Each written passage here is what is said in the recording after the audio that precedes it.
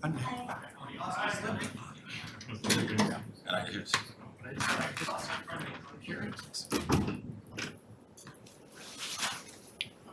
Rob, I'll give you a 3, 2, 1. Good evening, folks. Welcome to the Select Board meeting of December 5th, 2023. I'm Mark Dockster. I'm the Vice Chair of the Board. We have 2 remote people. I'm going to do an online roll call, but just so you know, the Chair has asked me, being in person, to chair it this evening. So that's our plan. So we'll do a quick roll call. Jackie? Yes. Here. Carlo? Yes. Chris? Yes. And Mark, yes. Great. So this evening, we will start out with public comment, and we have some folks in the audience who may want to do that. We'll do our liaison and town manager report. We have a public hearing scheduled. It's listed here as 7:30, but we're posted, I think, at 7. Public hearing and change of manager application for Bertucci's. Following that, we will look at the annual liquor licenses, annual licenses and then annual liquor licenses. At about 8:30, we'll have a discussion about the Cato Bill Russell proposal. This evening, it's a discussion. At about 8:45, we will have a discussion and vote about appointing an acting town manager to take over when Fidel leaves the town of Reading. Following that, we'll have a discussion and vote to appoint 2 at-large residents to the town manager screening committee.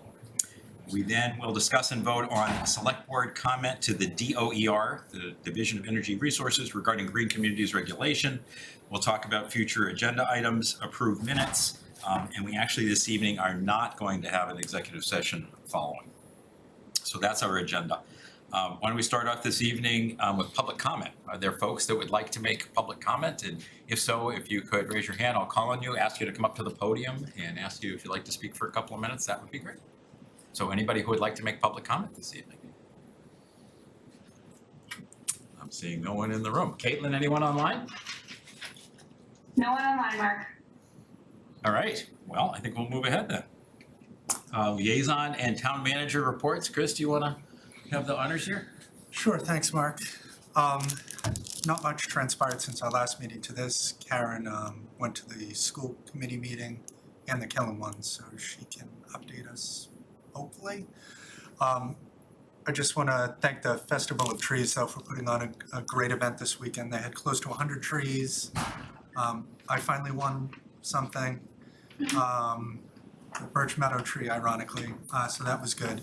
But they had a lot of, I believe that they were close to passing their goal from last year, so it's good to see that, you know, every year it always gets harder to pass your goal from last time, but I'll let them make an announcement what happened with that. So that's pretty much it. Fabulous. Thanks. Carlo? Thanks. Hi. Like Chris, it's been a little bit quiet the past few weeks, so I have nothing to report and look forward to our meeting. Fabulous. Jackie? Sure. Hi, everyone. Just 3 things. First of all, some good news from Beacon Hill. Last week or the week before, Governor Healy signed our home rule petition allowing our Board of Health to expand to 5 full members. And why that is good news is because currently our Board of Health only has 3 full members, which means that even when one of them talks to another, full Board of Health member A talks to full Board of Health member B, that's an open meeting law violation. And just from a more general sense, it's helpful to have 5 full voting members. And so we're thankful for that. It had been in progress for a while. And so we're working with the Board of Health I think that the vacancy has already been posted. And it's another good opportunity to just flag for everyone that there are a number of volunteer opportunities. And I know, Mark, you mentioned that when we interviewed town manager screening committee members last week.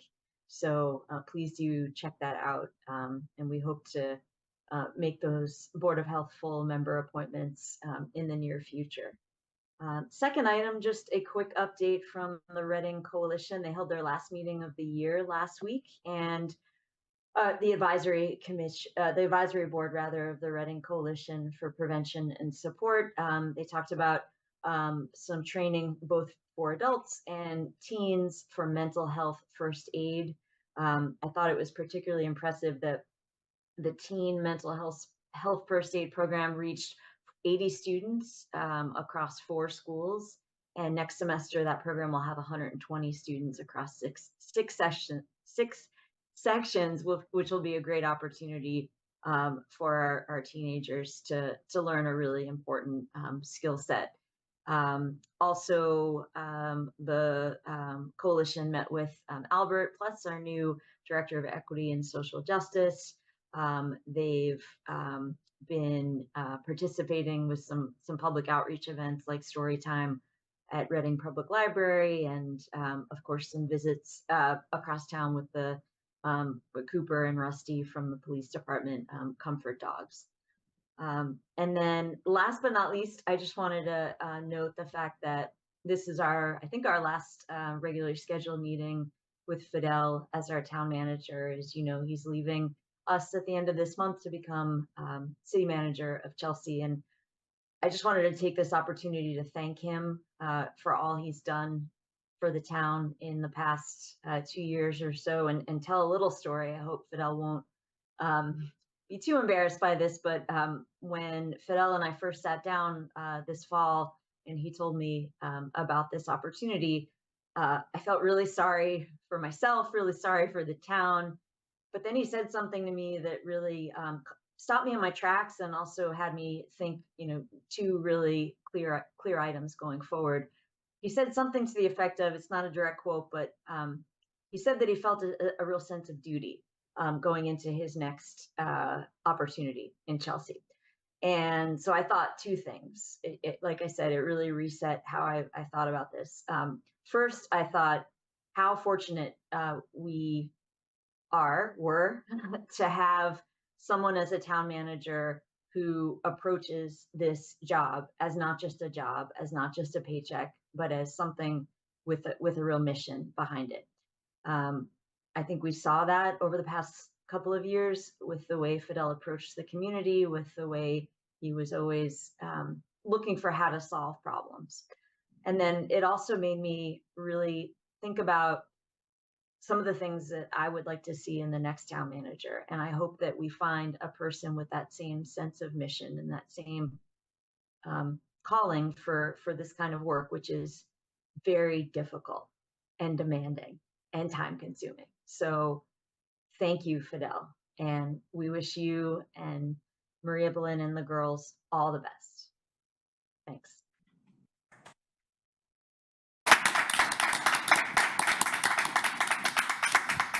Karen, would you like to try to top that? Well said, Madam Chair. Sorry. Oh, okay, couldn't agree more. Thank you.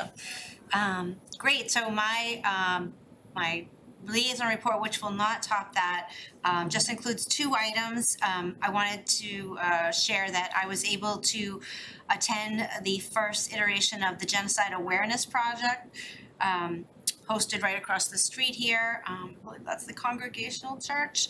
And it is put on by Partners and Allies for an Inclusive Reading. And our new DEI director was also in attendance after recovering from a severe bout of COVID.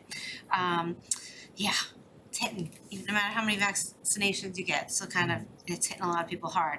But anyway, this first iteration was about hate groups and white supremacy in New England, and it was presented by the Anti-Defamation League. I do believe there may be a repeat in the community, and I highly encourage everybody to attend if you can. It was not a very long presentation, 30 minutes, but it was incredibly powerful and really opened my eyes to some of the not so subtle ways that, what was the term we used? Hold on, just trying to pull it up. The term was opportunistic hate. Showing up at our St. Patrick's Day parade, showing up in Woburn, and all perfectly legal, but things that once you're aware of, then you can identify them. So that was a great program. And then the other item of note was the first introduction of our designer of choice for the Killam School Building Committee, the entire committee last night. We had three representatives from RMLD in attendance.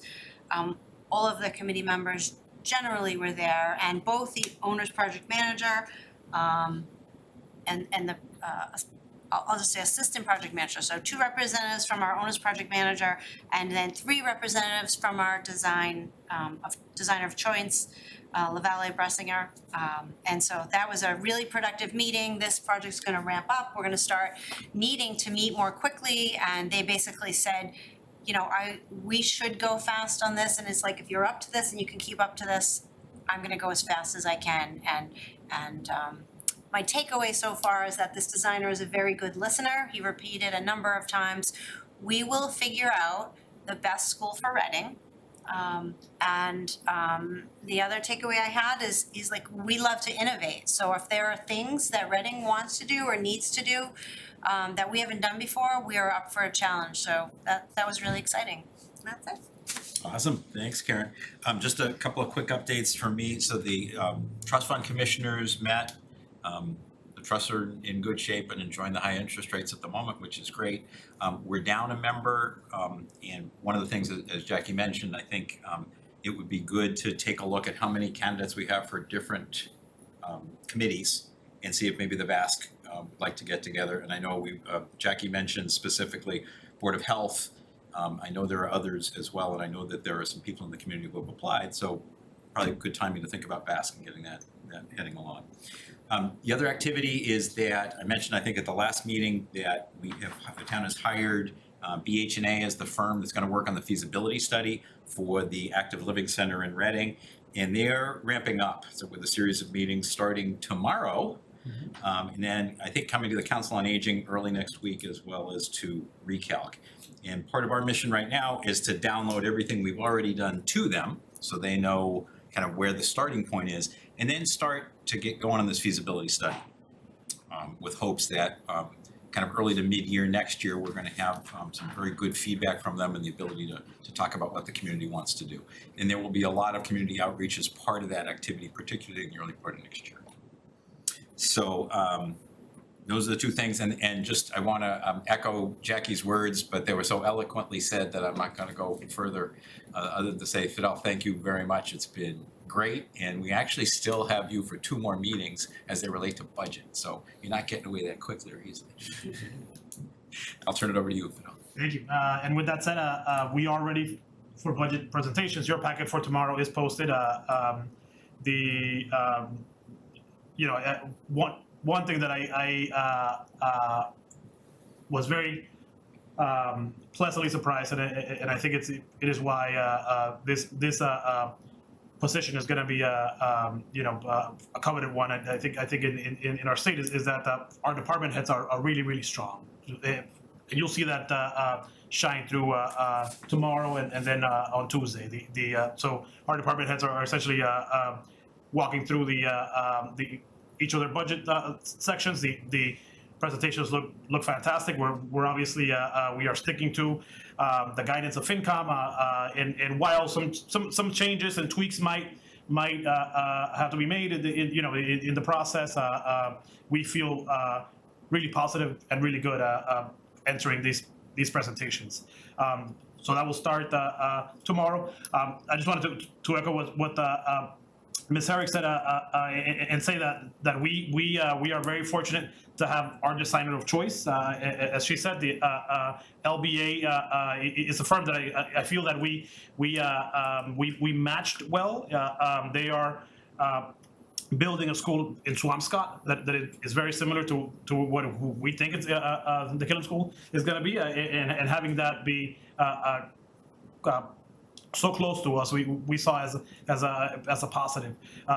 So we're really excited to get that going, and obviously that is going to be a lot of time invested in 2024, and then just to emphasize again that BH&A, which is the firm that is working on the senior center feasibility study.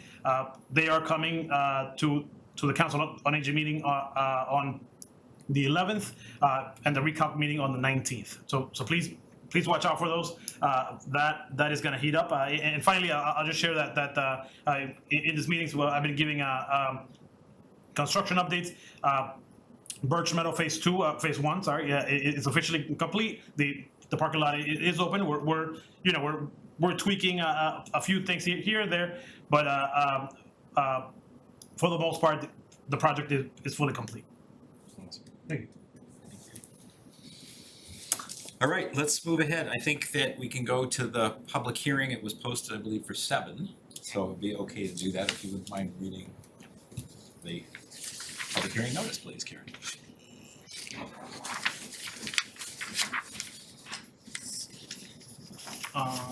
Should I, thank you. Okay, to the inhabitants of the town of Reading, please take notice that the Select Board of the Town of Reading will hold a public hearing on December 5th, 2023 at 7 p.m. in the Select Board Meeting Room at Town Hall, 16 Lowell Street, Reading, Mass. Or also available remotely on Zoom to act on a change of manager application for an annual all alcohol liquor license for Bertucci's Restaurant LLC at 45 Walkersbrook Drive.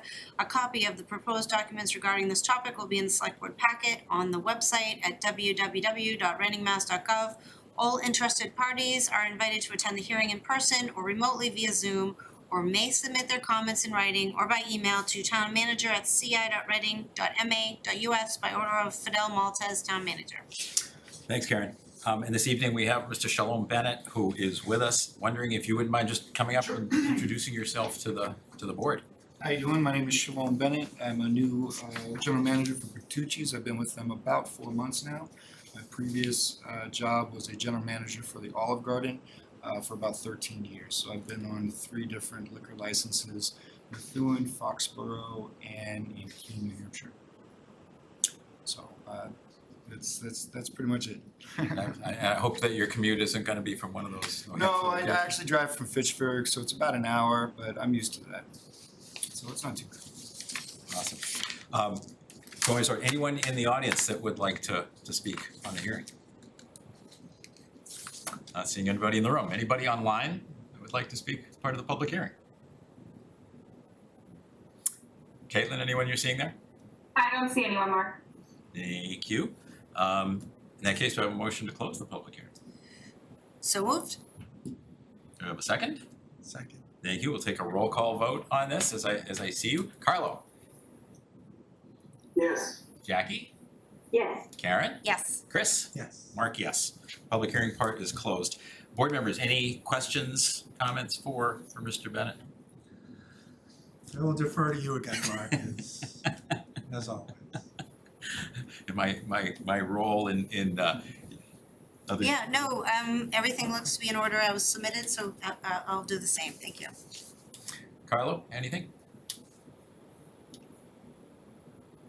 I echo Chris's remarks. Thank you. Jackie? Nothing here, thanks. All set. So welcome to the community. Thanks. We appreciate that you're here. We appreciate that you came to meet us. Sure. And have a chance to talk. One of the things that the community takes very seriously are the liquor licenses that we offer, and compliance, and just making sure that you and all of the employees at the restaurant are familiar with the right procedures and appreciate that it's a priority for us and for the community. Absolutely, and in my 13 years, I have had 0 violations, and if you're familiar with the Olive Garden, their standards are extremely high, and I'm going to probably invert some. It's good to know that we don't serve many non-alcoholic beverages from the bar, which is a positive, so someone that didn't order an alcoholic beverage gets one, so otherwise we would need special glasswares and things like that. So I have a lot of standards in place that I've already put into place, ensuring dirty glasses are to the right, that tickets are taken, nothing's made without a chit. So I take it all pretty seriously. And the team members there are all receptive and understand the importance. Fabulous. We really appreciate that. Yeah. And again, welcome to the community. And, Bertucci's is obviously an active part of the community in terms of people going there and services to provide to the community. So, And hopefully, my goal is to reach out to the community and see what we can do to support as far as some kind of donations for certain events and things. So right now I have little involvement, but hopefully soon I'll get some more time to get out to the chamber, to Boys and Girls Clubs and things like that to support with food donations and things like that. Thank you. Yeah. Wonderful. Appreciate that Look very forward much. to that. Thanks. You're welcome. All set. All set? Thank you. You're welcome to stay for the rest of the meeting if you'd Oh, like. I worked this morning over there. I just got out, so I appreciate you. I'm kidding, just to be clear. Thank you. Am I good? Did I make? You're good. You're Okay, I'll good. tell my Oh, boss. so actually, we need to take a vote. Yeah, Let's yeah. do that first before you leave. I tell my boss. Move to approve the change of manager application as presented. Is there a second? Second. Thanks, Chris. Any discussion? Not appearing. Let's go forward. Carlo, Yes. Jackie, Yes. Karen, Yes. Chris? Yes. And Mark, yes. We're 5-0. Thank you very much. Thank you so Nice to much. meet you. Take care. Now you can leave. Okay, next on the agenda, vote to approve annual licenses delegated to TM office. So I'm gonna ask you, Fidel, what that means. Absolutely. Every year, essentially, we do an annual renewal of all licenses with regards to specifically to liquor licenses. We issue notice to all licensees. We also do an annual inspection. This year, as all years, the inspection was done by our police department, and it was accompanied by our economic development director as well. I did want to note to the board that there were two not necessarily issues with the inspections, but just things to note. One is with regards to Chili's and Oyes, and I believe there's someone here from one of those two establishments. There was a violation, I believe, in August that is being heard from through the ABCC. No determination has been issued, and essentially anything would be issued by would be heard through the board, and whatever decision or penalties are made, it'll be handled by that board. I believe we have someone on Zoom. Kaylin, is Mr. Gordon from either Oyes or Chili's? Not that I'm aware of, no. Oh, maybe. We're running pretty far ahead. Oh, sorry, there's a Mr. McIntosh here. Yeah, no. No? No, I'm not here for that, either of those. Oh, okay. Thank you. So tell you what, with the board's permission, since we're running so far ahead, maybe we could go to vote to appoint acting town manager as our next item, and allow a little bit more time for the other parties to come in. Does that work for folks? Sure. Jackie, Carlo, is that all right? That's fine, thank you. Yes. Okay, great. So, so it's a vote to appoint acting town manager. Maybe, is there any discussion that we want to have on this? And then we can actually put a proposal into place and vote on it. I know that we've had 2 discussions already on the topic. I think if I can try to summarize, we've indicated our support for Matt Cornelis, who's sitting front and center, literally. So I mean, I guess from my perspective, I'm very comfortable with taking that course of action. Anyone else wanna? Okay, Chris? Thanks, Mark. Matt, I didn't bring any Red Bull for you, so I'm done giving out drinks to people. Sorry, Fidel. But no, I mean, like I mentioned before, it's just I know things have to go through processes, et cetera. And when I made the comment last time that I always like to promote from within, et cetera, it's more of, even though this is discretionary or acting or whatever, I always like to see people that have served within the town always excelling, like Chris Cole, et cetera. So it's good to see Matt willing to step up in this position, if it's for a week, a month, a year, whatever it is. So that's it. Karen, anything? Question. So thank you, Matt, for being willing to do this and for serving the community well for so many years. I have a technical question. We will be asking for Matt to perform additional duties. Will he be doing it at his current pay level? How does that work? I'm gonna defer that to the chair to see if she has any insight to offer on that, or if we're not quite sure the answer yet. Thanks, Mark. Yeah. Good question, Karen. We're not quite sure of the answer yet, but it has been asked, and it's going through the internal processes at town hall. So underway. I do believe this is the first time we've ever, since we've had town managers needed to do this. I'm not aware of any other, for this extended period as opposed to vacation coverage or some sort of short-term sickness. So, well, Matt, thanks for jumping right into the fire and not having all the answers in front of you. Appreciate that. Thank you. Carlo, any comments? No, I think we'll be in good hands, and thank you. All set, thanks. Jackie? I agree with Carlo. We're in good hands, and thank you, Matt. Awesome. Karen, do we have a motion? Oh, sorry, please. I'm sorry, looking at this motion right now, is this an immediate action where, I don't wanna have a situation where we have two town managers? So would this be, should we add a date to this motion, or Jackie, is there some other mechanism that we were planning on doing? Any board members? Yeah, oh, thanks, Karen. That's a good idea. And if you want to draft it, include it as a friendly amendment, the appointment would not occur until Fidel departs. January on 1? January 1st. Very good, let's do that. Okay, good. All right, excellent, okay. Is that okay as a friendly from everybody? Carlo, you good with that? Yeah, Okay. Move to appoint Matt Cronulis as acting town manager as of January 1, 2024. Excellent. Is there a second? Second. Thanks, Chris. Any discussion? None appearing. Let's take a vote. Carlo, yes. Jackie, Yes. Karen, Yes. Chris, Yes. and Mark, yes. 5-0. Thanks, Matt. Thank you. Congratulations. Looking forward to it. Appreciate your support and your faith. Absolutely. Thank you. We appreciate your hard work and please get ready. Well, I'm ready. Okay. That got me ready already, so. Thank you. Fabulous. So we are running at an amazing pace at the moment. Would it be okay to, why don't we take on, do we want to do the memo? next two? Well, the memos, yeah, why don't we do the memo first? So is that all? We'll discuss and vote on the select board comment to DOER regarding green communities regulation? Awesome. Let's do that. Jackie, do you want to add a little bit of background?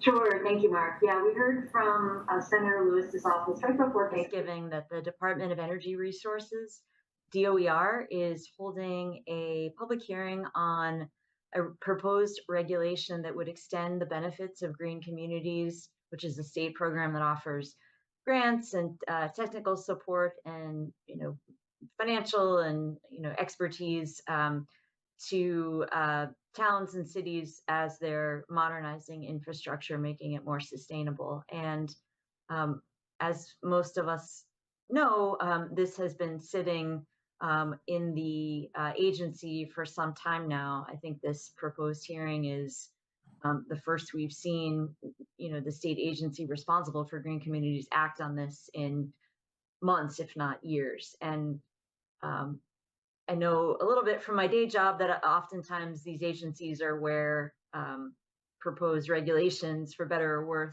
worse, get stuck. And so the DOER is requesting or soliciting public comment, written comment due on December 18th. So I drafted just a letter, a format comment, explaining why we support this regulation, which extends green communities to cities and towns that have a municipal light plant like we do, and just kind of putting out just a little bit of a time frame in terms of the fact that our town meeting began the steps to approve this at the town level way back in 2020.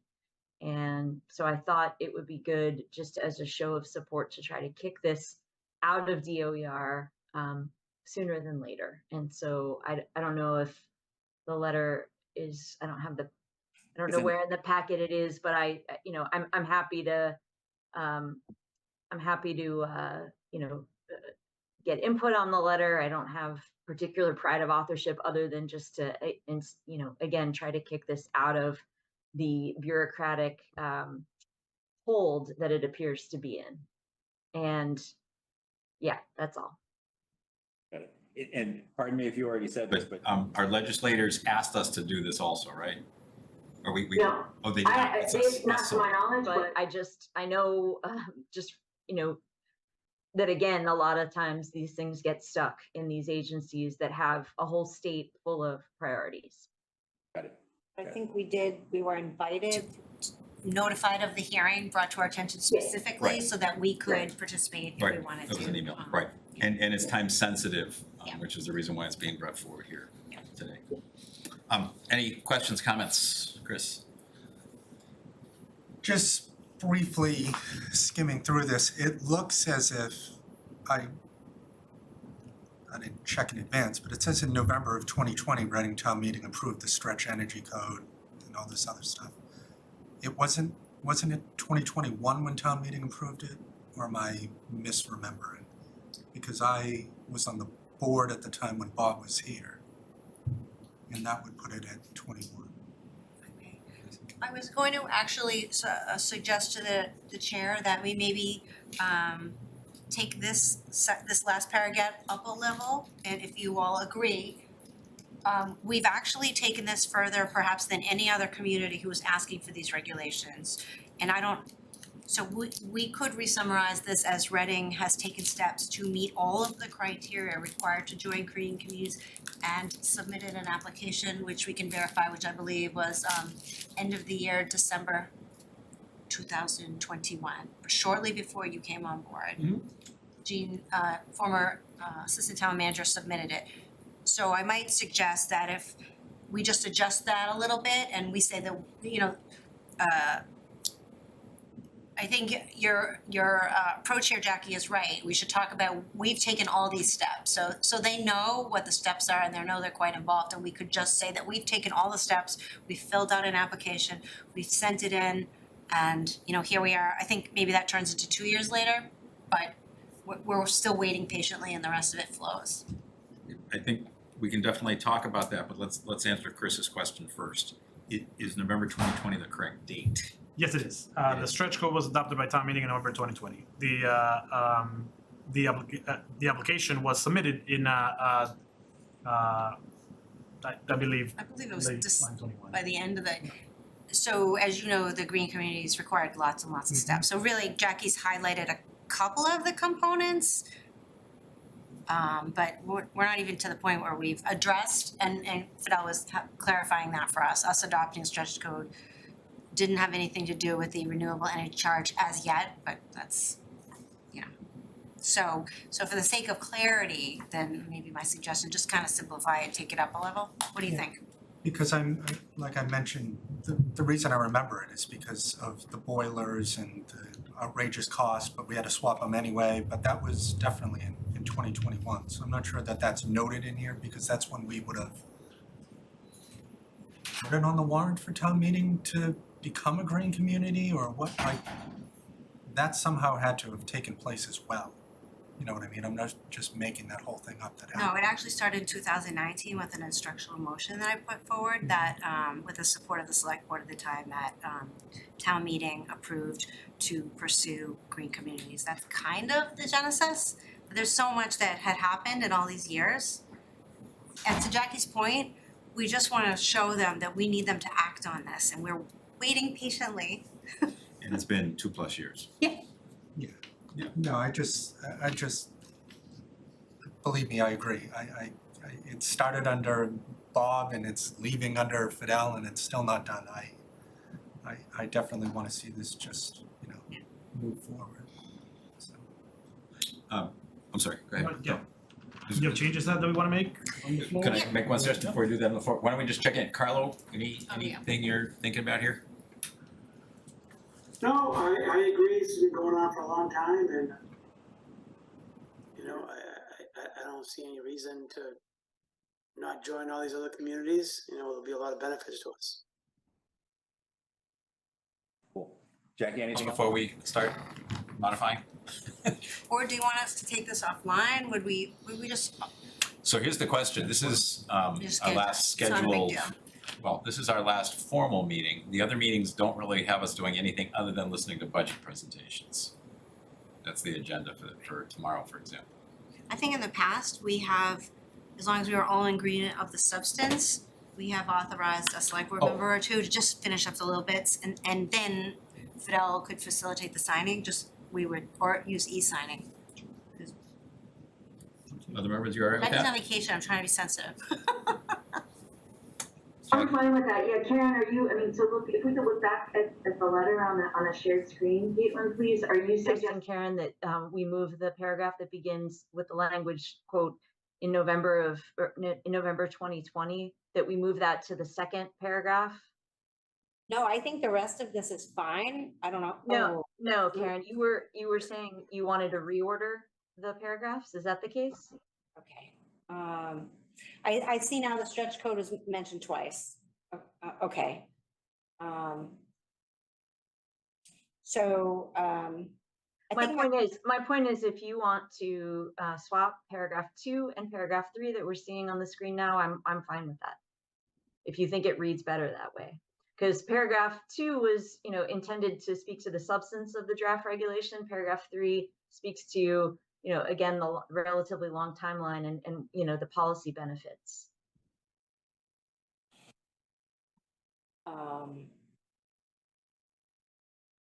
I would just take out I would stop focusing on the stretch energy code. It's only one of 5 items that we had to do to complete the application. I think that's the simplest thing to take. So in the first paragraph, the discussion of the stretch energy code doesn't infer that the stretch energy code is sufficient by itself. We're just talking about how that's one of the steps. Yeah. And then, in the second sentence of the third paragraph that begins adoption of the stretch energy code included in the renewable energy charge. Again, that's not indicating that it's complete because Reading adopted the stretch energy code, but I just, again, am putting in the record that we did so and that that's an indication of our support for the underlying goals of the Green Communities program. Right, so we also adopted an efficient fuel vehicles policy. So do you want to add that as a friendly amendment then? So that's what I'm saying. So we did like at least 5 big things, and I'm saying just don't reference any of them. Just stick to the main message, which is first paragraph, take out that stretch any code sentence and end with we urge swift adoption of the draft regulation because we're all good with it the way it is. Okay.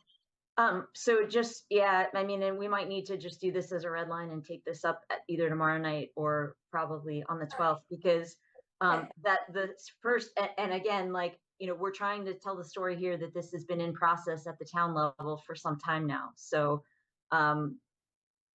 we can remove that highlighted sentence, certainly. But I do think it's important to kind of, talk about the fact that this has originated some time ago in the town. Right.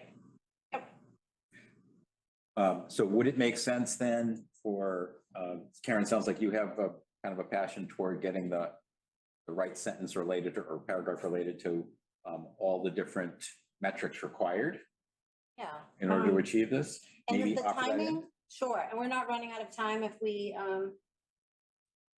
So it's too late to post For tomorrow. interview for tomorrow. It's too late. It'd have to be for next Tuesday. It would have to be for next Tuesday if that's what you want to do. Yeah, I mean, I like your idea of the board delegating, finishing this up to Select Board Member Herrick, and we can share it with the board. I can share it electronically. with Jackie so she doesn't, the two of us could talk. If the board is comfortable, I could work with Fidel and just put my red lines in writing and shoot that to you. Would that be okay? And we could then circulate it for signing? If you guys are comfortable just delegating it. Yeah, this isn't my wheelhouse. I trust Karen to come up with whatever's coming over here, and if Jackie's signing off on it, then I don't think we have to come back before us. It's not whatever you're saying here isn't gonna jeopardize our, I think it's more No, of. it's a great letter. Yeah. It says all the good stuff we need to be saying. Urge swift adoption, please. Exactly. Carlo, are you okay with that as well?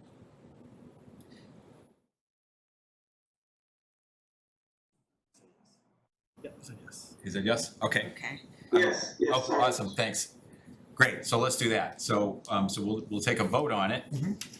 Subject to, changes made by Karen, Jackie. Okay.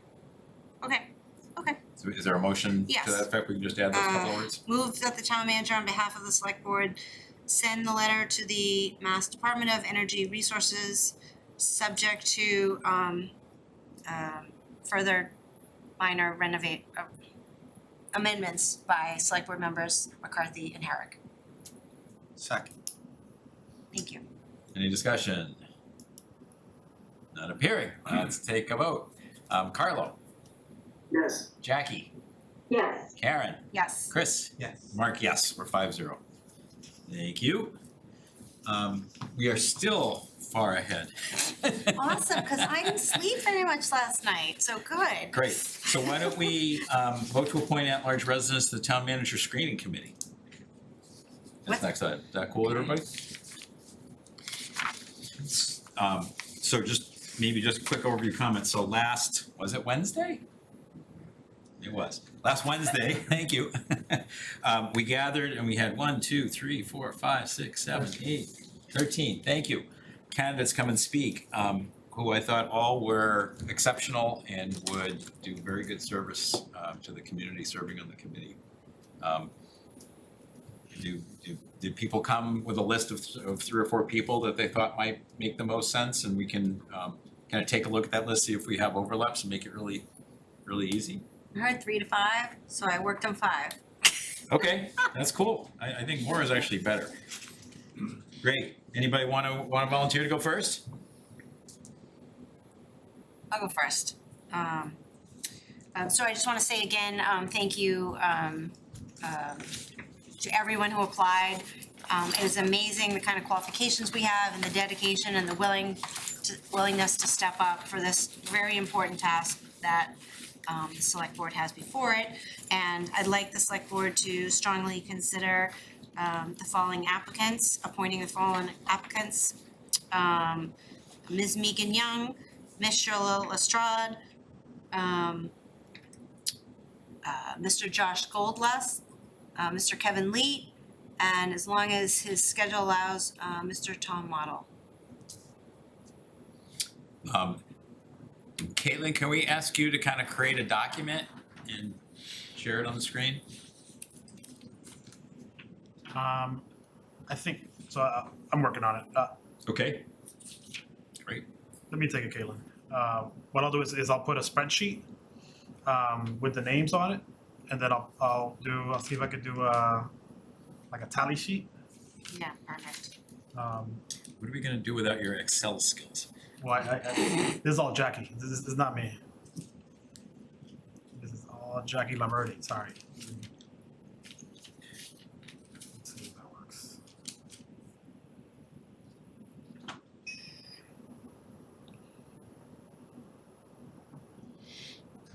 So let's see if this is what we're talking about. This works.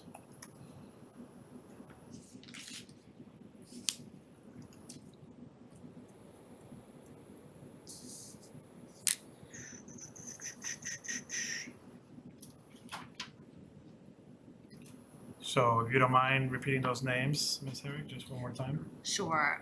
Ms. Megan Young, Ms. Shirley Lestrade, Mr. Josh Goldlust, Mr. Kevin Leet, and Mr. Tom Waddle. Sorry. Ms. Megan Young, is that what you said? Yes. Sorry.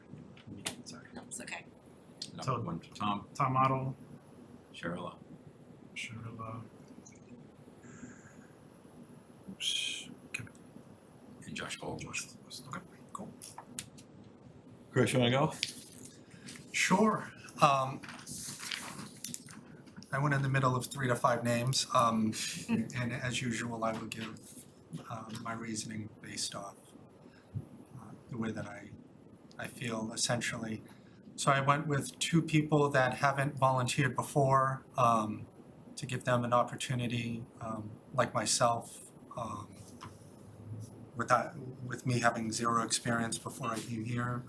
Maybe it's a foot in the door for Denise Baker and Christopher Messing. Denise, I think, was the most qualified out of everybody. I kind of hinted at that last time before she even spoke.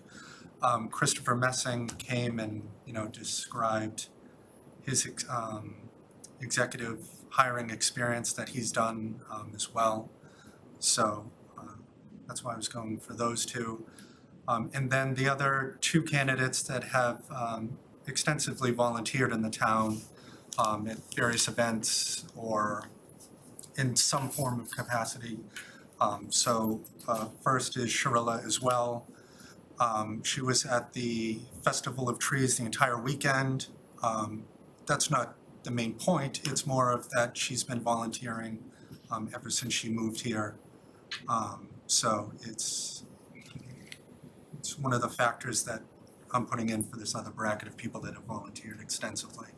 And then the other one is the same that I picked last time, which was Nancy Twadros. She also has been volunteering here for the last couple of years. She also has extensive hiring experience. So those are my four people: Denise, Christopher, Sharilla, and Nancy.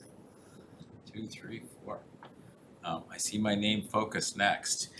So I kind of did 3 to start, and then I had 4 alternatives.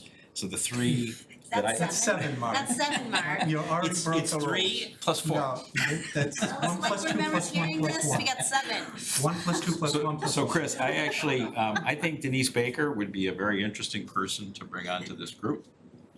Because of her background with the MMA, because of her experience with lots of town managers and being very up to date on things as they're going on right now. So I think that she would do a great job. Josh Goldlust was my second choice.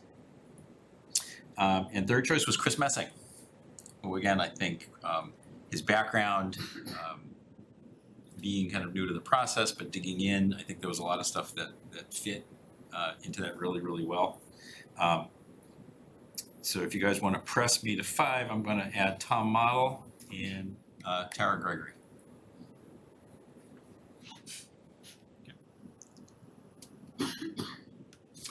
Next up is Bocce. Carlo.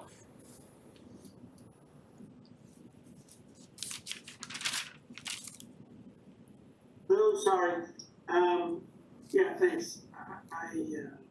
We had a lot of great applicants, and I chose 3, and it really based it on background in hiring and HR and recruiting, and I went with Kevin Lee, Nancy, and Helen. Helen? Yeah, sorry, who's the last one? Helen Bachelor. Helen withdrew. Helen Woodrow. Helen withdrew. Okay, so I have 2 choices then. So I have Kevin, based on his experience, and Nancy, based on her experience. All right, Chair McCarthy. Thank you, Mark. So first, just a technical but important note, Shanna Lyons withdrew her name. So I just would like to include that for the record. And then for me, in no particular order, just based on, the right mix of experience and new folks, experience both with town volunteering and professional experience. I have Denise Baker, Adam Denhart, Kevin Lee, Chris Messing, and Megan Young. Thank you. And sorry, you got to correct, you've got Tara instead of Kevin for Jackie.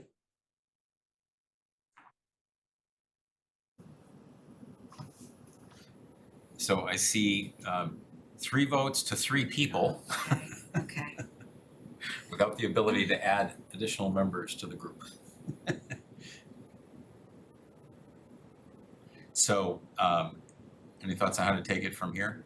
We want to just look at the 2 and just do between the 3, vote for 2? That work for folks? Yes. Do we wanna do same order, reverse order, preference?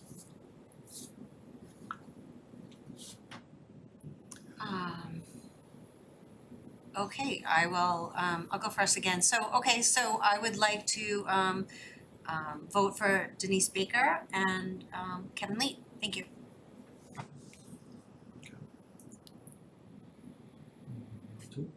Yep. Chris? Feels like an NBA draft or something, but two of my picks have moved on to the second round, and I am going with my two picks. I believe Christopher Messing, once again, his extensive experience, and Denise Baker also with the MMA, like you mentioned, Mark, as well as her not having any prior town meeting experience, et cetera. It's good to get somebody new in as well. That also is extremely qualified. That's the big takeaway too. I'm gonna vote for Denise and Christopher.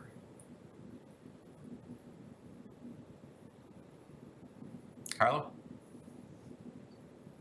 Hey, you know, don't love being in the minority here, but I'll pick Denise. You know, very qualified.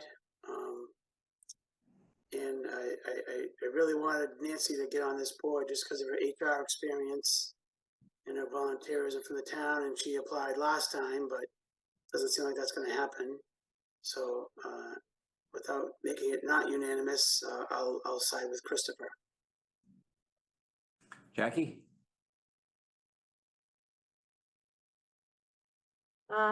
So let's see, I'd like to go with Denise Baker, yep, and Kevin Lee, please.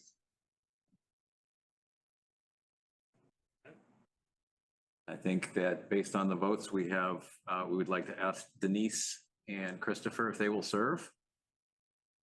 And if one does not, Yeah. I guess we go to Kevin. That would be wonderful if he's willing. That'd be great. Okay. Good job. Process-wise from here, do we ask the clerk to notify them of this and ask them to come in and be sworn in to make sure that they're interested? Absolutely. Great. So, the motion that we have before you is to appoint two members. It sounds like you want to appoint two members with a third member as a backup in case those two members cannot serve for the entirety of the process. Yeah. Yeah. I think so. Do you mind modifying the motion that way? No, not at all. Let's try this. Move to appoint Ms. Denise Baker and Mr. Christopher Messing as the at-large residents on the Town Manager Screening Committee, and also to include Mr. Kevin Lee as an alternate in the event that either of the two other appointees are unable to serve the entire window of the commitment. Can I do a friendly on that? I think it's not really a replacement in the process. Like if one starts and then can't make it, I think it's more if one of them chooses not to accept, that then Kevin would be the one that steps in. Okay, all right. Move to appoint Denise Baker and Christopher Messing as the at-large residents on the Town Manager Screening Committee with Kevin Lee Serving as taking on the role if one or the other chooses not to accept the appointment. Okay, can we have so moved? So moved. Thank you. Or a second, I'm sorry, second, sorry. Second, so moved, second. Any discussion? Are those words capturing it? Yeah? Good? Sounds good. Okay. Okay, so we'll take a roll call vote. Carlo? Yes. Jackie? Yes. Karen? Yes. Chris? Yes. Mark, yes. We are 5-0. Thanks, folks. I think that's important to have us together on that, so awesome. Last year was unanimous. This year was unanimous. 2 years ago, not last year. No, last time. Okay, we're actually almost at 8 o'clock. Do we have the representatives from Oy's and from Chili's with us? So the representative from Oyas is here. No Chili's yet. His name is Kevin. We just reached out to him again. Okay, so maybe what we can do here just for a moment is we can introduce the topic of what we're talking about first. That'll give us an extra minute or so, just if you can just hang on just 1 second. So we are now on the agenda item that was scheduled for 8:15, vote to approve annual liquor licenses. And we go to the packet, and that is page 12.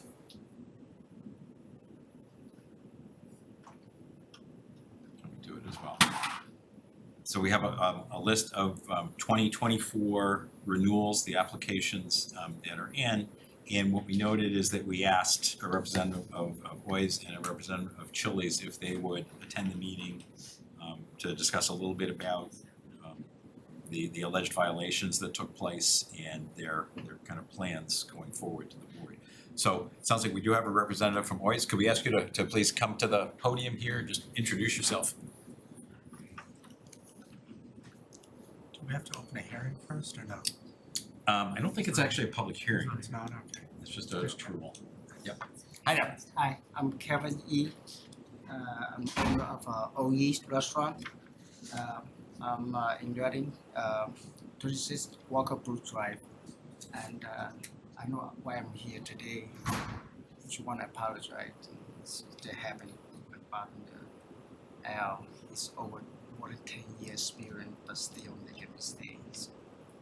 I promise that, promise he gonna, get trained again and, never happen again. So, there's no excuse though, so for us, I mean, me and my wife work there 7 days a week and we're in location. I work different location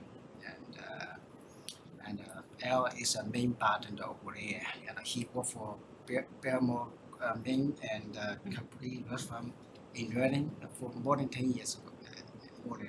But I don't know, she's still making a mistake. I just want to apologize.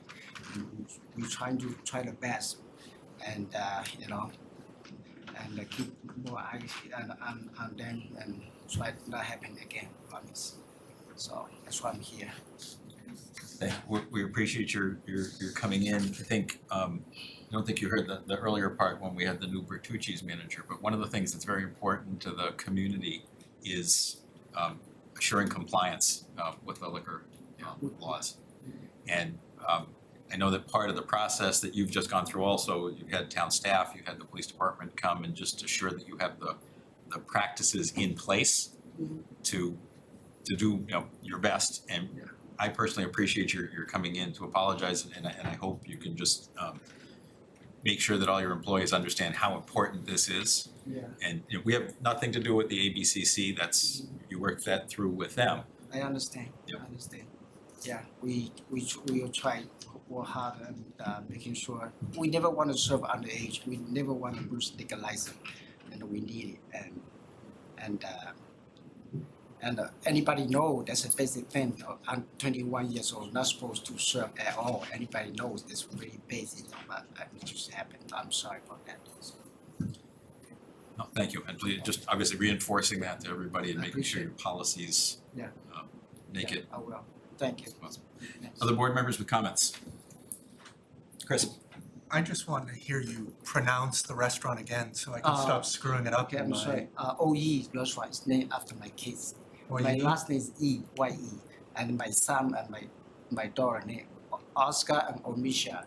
So that's why we, use the first initial O and the last name E, O-E's. Anybody pronounce O-E's? Now everyone's aware. We'll still screw it up like Zucca and Zuka, but yeah, that's glad my we kids. screwed this away. Dedicated to my kids. So, so thank you. We accomplished something today. On this topic, thank you though. Karen, comments? Sure. Thank you for coming in. So 10 years is a long time, and I think I heard you say that this experienced staff person has already gone through retraining. Mm-hmm. And I own a restaurant more than 20 years. We definitely know, sometimes just, I don't know, sometimes just happen. So, So I appreciate we that. always watch them. You know, anyone like underage, under 30 years old, we always Right. ask them to making sure check IDs because we never want to happen at all because Right. yeah, it's shame. So they supposed to know, you know. So 21 years old, and obviously way after you can't serve under 21 years old. You know. If you have any question about, we always tell them to make sure check ID. You know, so everyone come here for the interview. We always make sure they have a TIP certification before we can hire them. They get 3 months. I think the 3 months the time turn after we are hired, and they're supposed to get that in 3 months. That's a policy. So Okay, could I ask a process question of the town manager? This doesn't happen very often. no, yeah, I mean, In my experience, which has been a good thing, so I'm not sure, what would tend to be an offense, what would be a fine or a penalty, or would they So- take your license away, like, Yeah, no, that is purely at the discretion of the ABCC, right? I mean, and it escalates. I don't know if you have any indication of what the ABCC will do. Have they told you yet? we went to the hearing about 2 years ago, and they told me they're gonna mail us the decision, whatever they make. But we haven't get the decision yet, though. We haven't get the mail yet, though.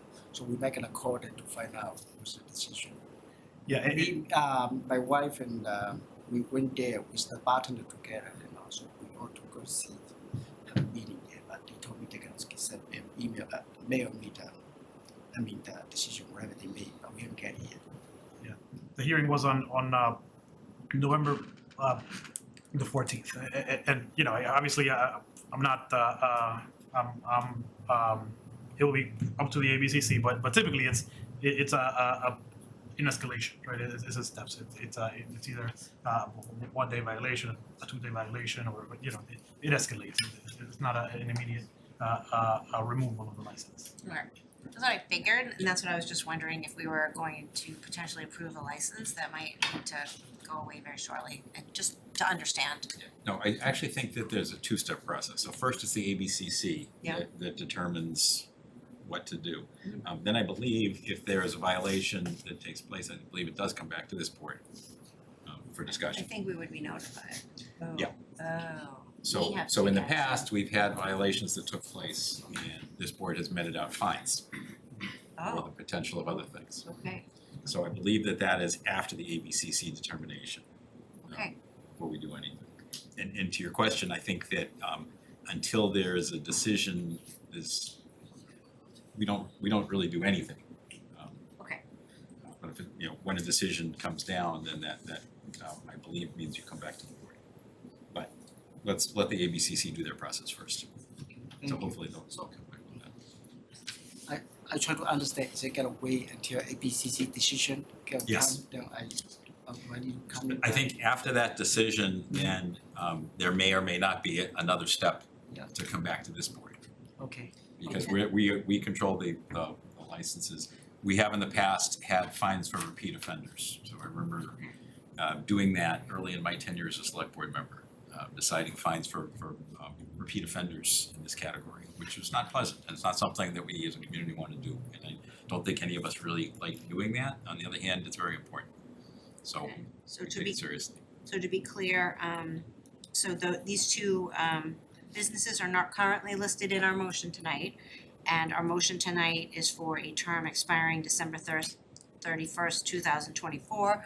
So that leads me to believe that everybody has a license through the end of this year, yes or no? Everyone has a license through the end of this year. Oh, I'm sorry, yes, it is here. Yes, Yes, it's it listed is here. as KOK. So Yes, it- I'm it sorry. is- Okay, I think until the Chili. ABCC makes a determination, we proceed. okay. However, once ABCC makes their determination, that may have other implications. Thank you. Yeah, I'm sorry, please go ahead, Fidel. no, right. I was waiting for the manager of Chili's, but So just before we do that, let's see if Carlo and Jackie want to chime in here first. No, I'm good. I just want to say thank you for coming in. It's always great to see the owners in person, and always has been a good addition to Reading. So mistakes do happen, and one violation is always one violation too many, but, no one got hurt, there was no accidents, so I'm sure they'll be on top of it now. Thank you. Thanks, Charles. Jackie? Yeah, likewise, thank you, sir, for coming in and for your efforts at training and education. Yep, very much appreciate that.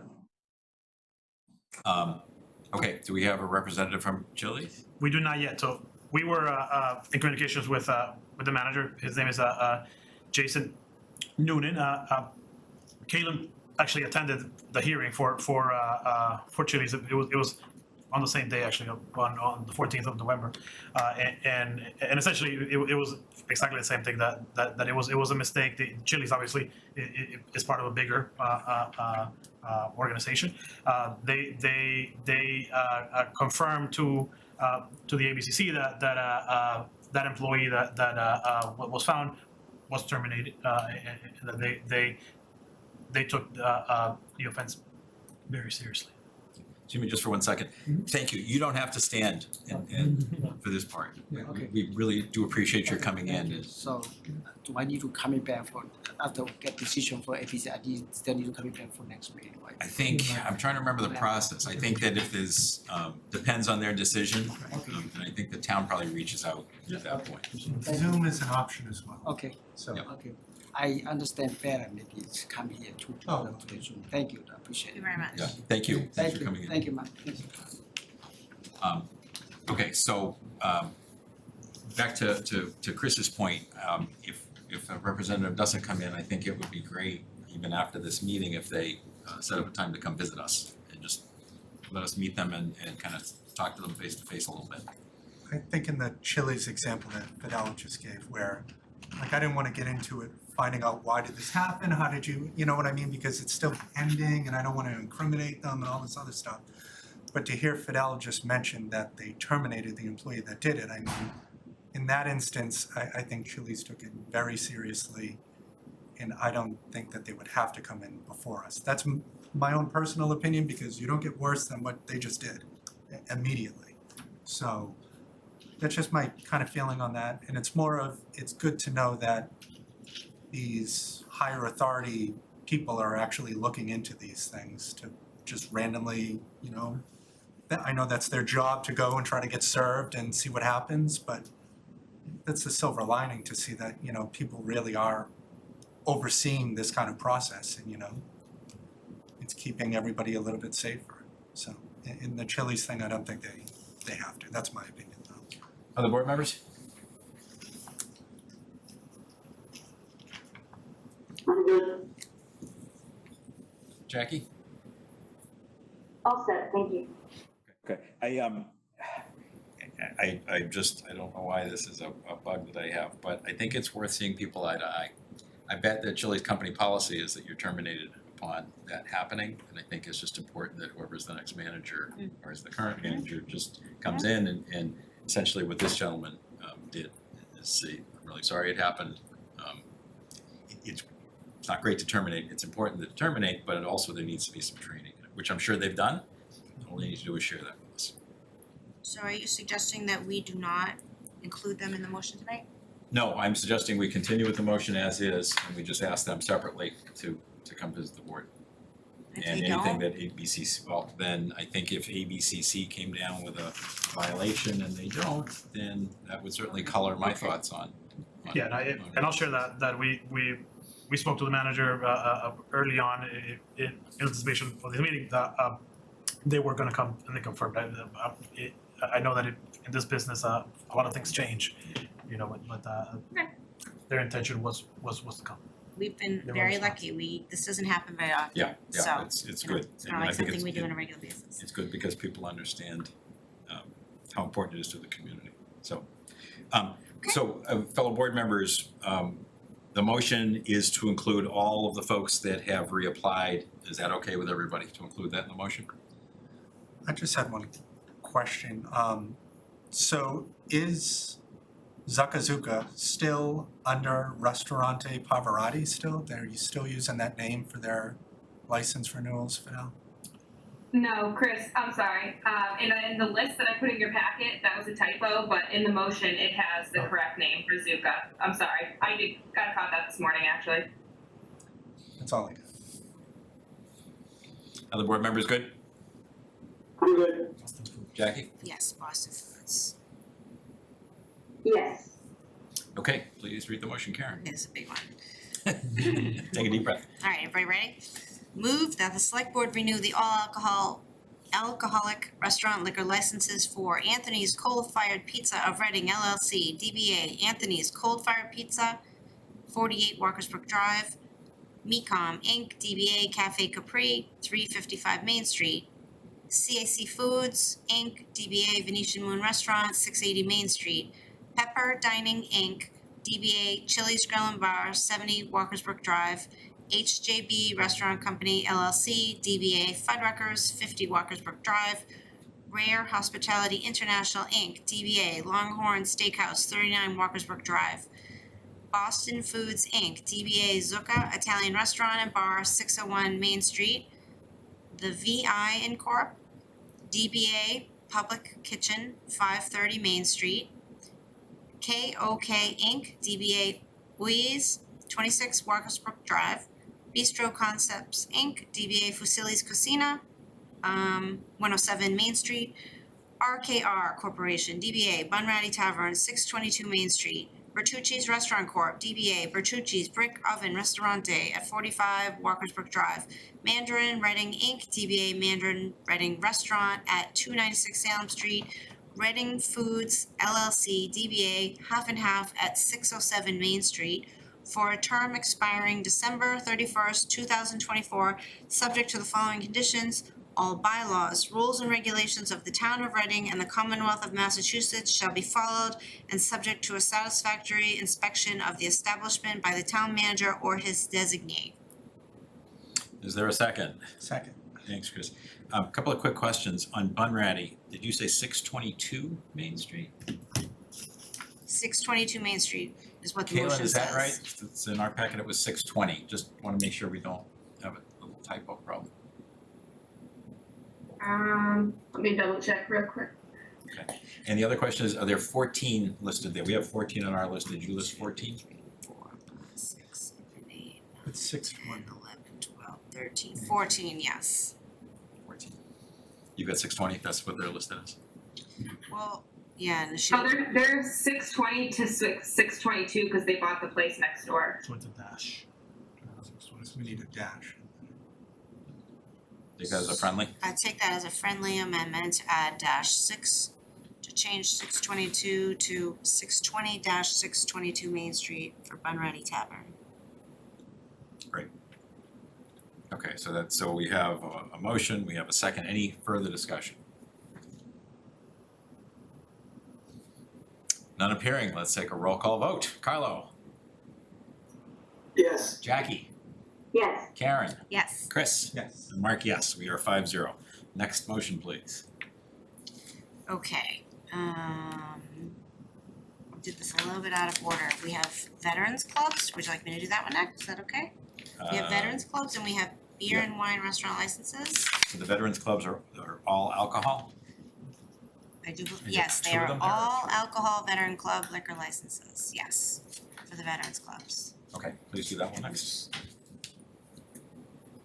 Actually, okay, so hold on, so we just took this out of order, but if I go back to how our motions were listed, we would have package stores, then clubs, then veterans clubs, then the restaurants we just did, then beer and wine restaurant licenses, so I would suggest that I go back to the beginning so we don't miss any. Sounds great. Okay, so package stores, move that the select board renew the all alcoholic package store liquor licenses for Nilkant 350 Inc., DBA City Wine Spirits and Smoke Shop, 345 Main Street. Rockshot Inc., DBA Square Liquors, 13 High Street. J and Ricky Inc., DBA Reading Liquors, 214 Main Street.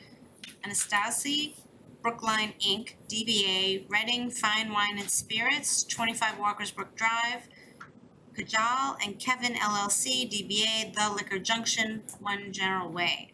for a term expiring December 31st, 2024, subject to the following conditions. All bylaws, rules, and regulations of the town of Reading and the Commonwealth of Massachusetts shall be followed, and subject to a satisfactory inspection of the establishment by the town manager or his designee.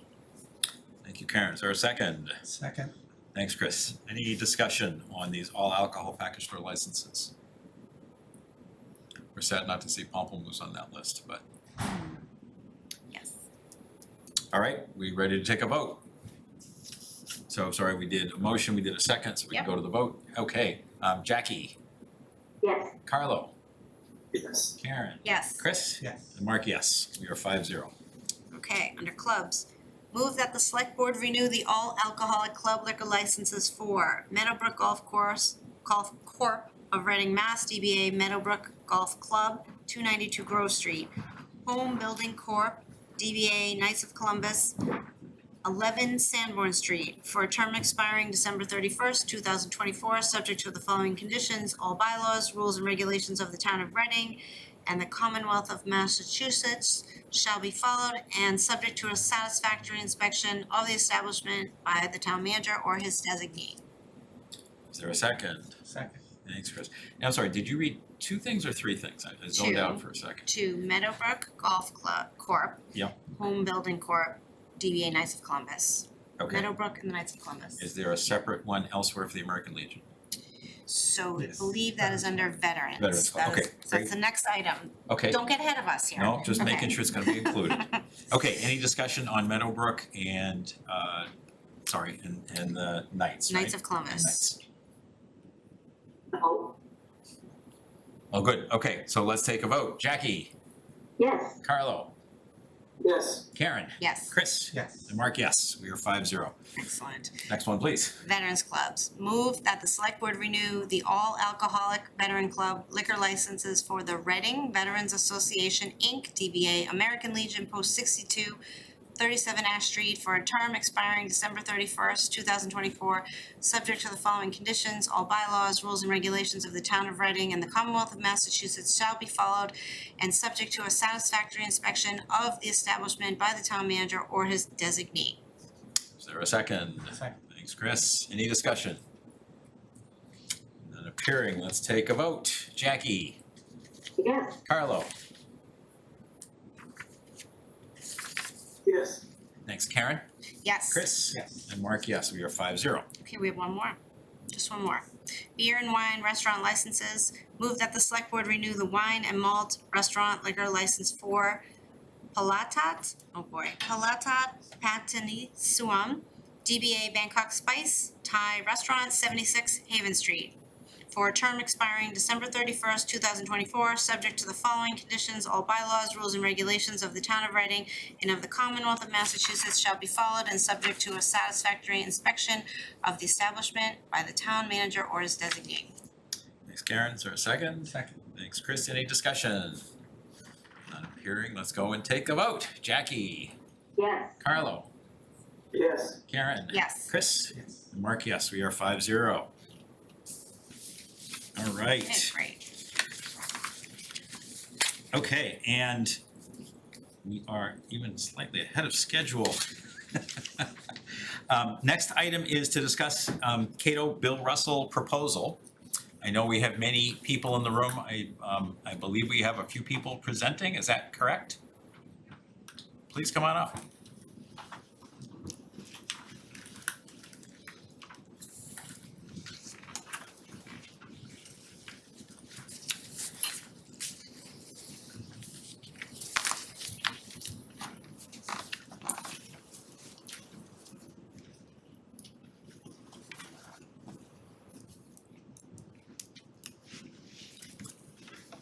All right, please introduce yourselves and then,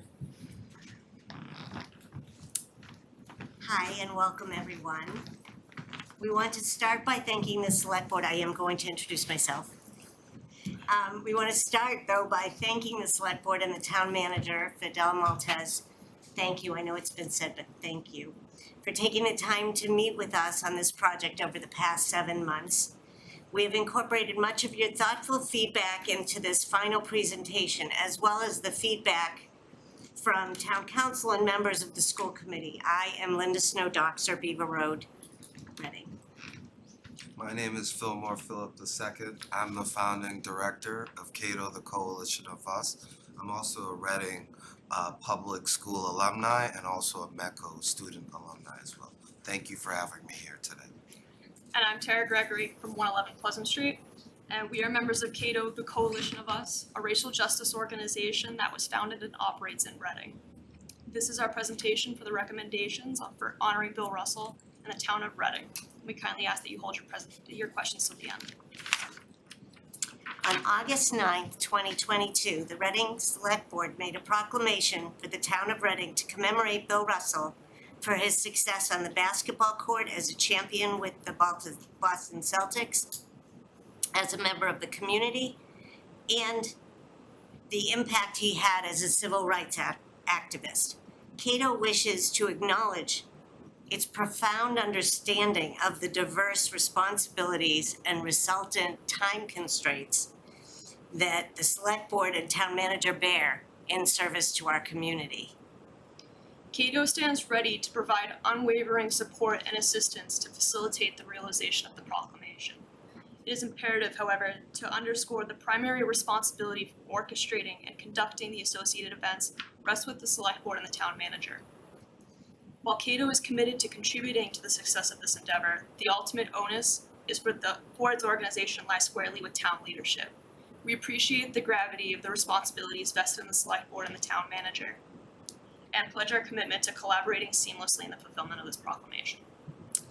In March 2022, Cato and the library organized a screening of the first part of the Bill Russell Network Netflix documentary and held a conversation where 75 members of this community gathered to discuss Bill Russell's time in Reading and how best to honor him. The key themes discussed during this conversation included the town publicly acknowledging and expressing accountability for the mistreatment of the Russell family, awarding a scholarship to a student who exemplifies Bill Russell's values, and what role the town should take in that process. We have integrated much of the feedback from this Cato conversation into our presentation, as well as in the report and charter provided in the packet.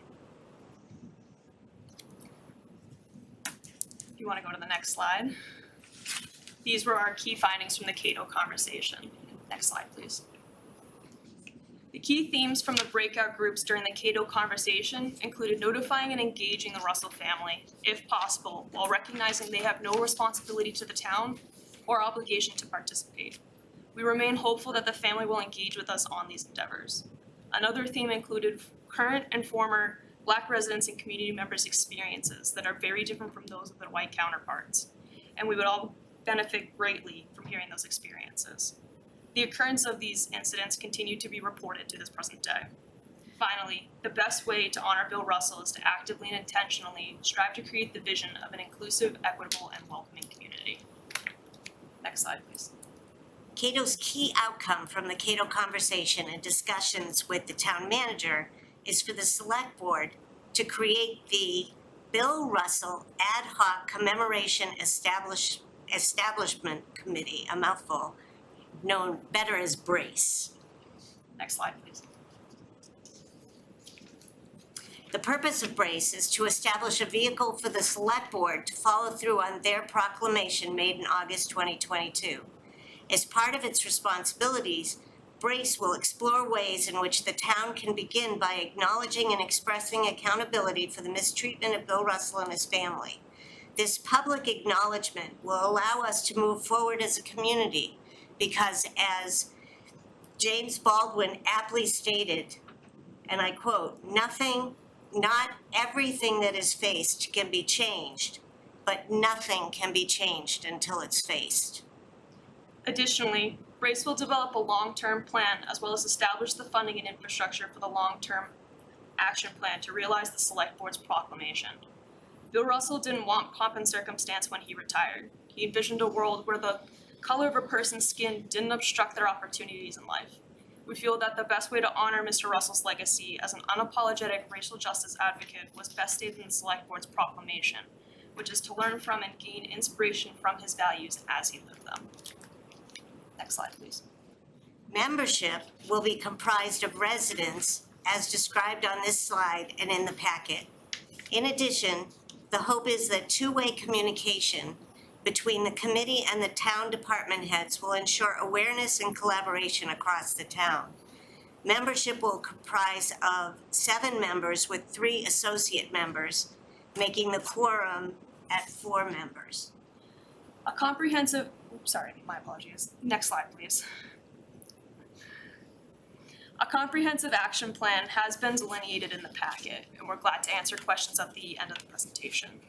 It is our contention that the establishment of the ad hoc committee will foster active involvement from all municipal departments throughout the process, recognizing the imperative of not confining participation to a single department.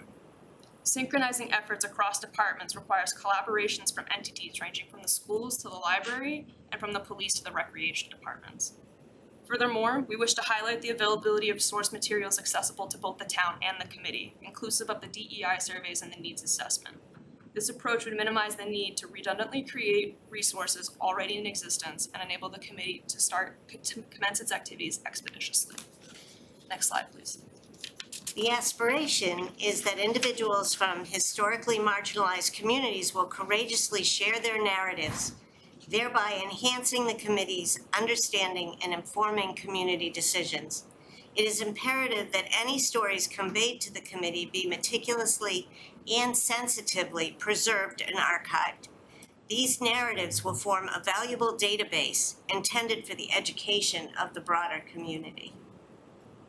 The committee is committed to fostering an environment that encourages the cultivation of relationships between different town administrators and residents. This collaborative effort is designed to promote, coordinate, and execute future events dedicated to the commemoration of Bill Russell's enduring legacy. Next slide, please. The committee bears the responsibility of planning and executing the inaugural community-wide event. Following the conclusion of the event, a comprehensive debriefing process will be undertaken by the committee, incorporating insights gleaned from the inaugural occasion into their overarching long-term action plan. Subsequently, Brace will collaborate with the town manager to ensure a seamless transition of all information and responsibilities to the appropriate town departments and administrators. This handover is vital to ensuring the sustained operation of the program beyond the sunset of the committee. Next slide, please. The committee must conscientiously consider the perspectives of Black and Brown communities throughout the formulation of the action plan.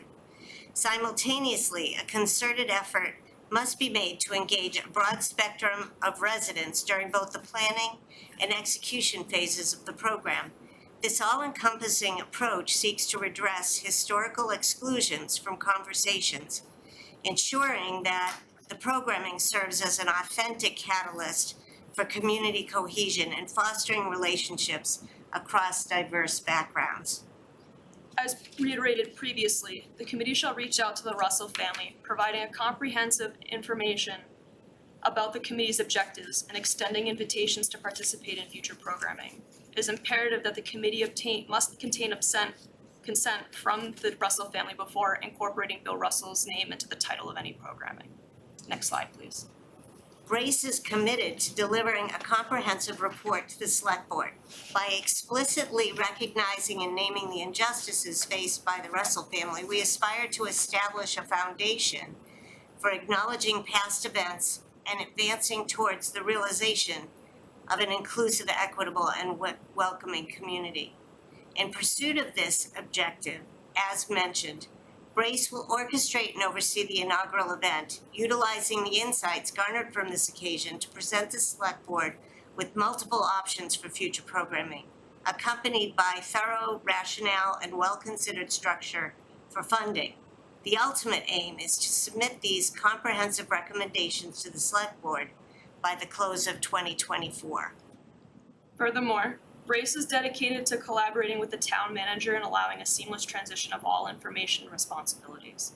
This collaborative effort is essential to ensure the sustained continuity of the program beyond the committee's sunset, thereby perpetuating the commitment to fostering an accountable and empathetic community. Next slide, please. In conclusion, we extend a respectful request to the Select Board for the formal adoption of this charter to establish Brace. This committee will enable the select board's vision as captured in the proclamation to become a reality. All members of the committee are cordially invited to participate in the screening of the second segment of the Bill Russell Netflix documentary and subsequent Cato conversations scheduled for February 2024. Their attendance at these events will contribute significantly to the committee's depth, understanding, and commitment to the commemorative initiatives aligned with Bill Russell's legacy. Thank you so much for your time, and we welcome any questions. Thank you, folks. So a couple things, board members. So tonight, thank you for the presentation. Tonight's focus is on starting the discussion about this. So we did issue the charter, we did issue the proclamation, and then it's a year and change since that happened. Cato kind of grabbed this directly to take it forward in support of the board. So appreciate the fact that you've already done that. This is an opportunity for us to ask questions, have a discussion. I believe that you've reached out to each select board member individually as well as many other members, including potentially school committee and others. School committee and residents and the town manager. And town council. And town council. Awesome. So Jackie, not putting you on the spot at all. Would you like to speak first or would you like to speak last? Sure, I'll speak now, thank you. And thanks for this presentation. I wish I could have been there in person, schedules being what they were. I'm not, but I want to say that I'm really glad that we can raise this today. I wanted to get this on our agenda before the end of the year. You know, I learned a lot from the Cato conversation and the documentary. I read a bit about Mr. Russell. I didn't know him.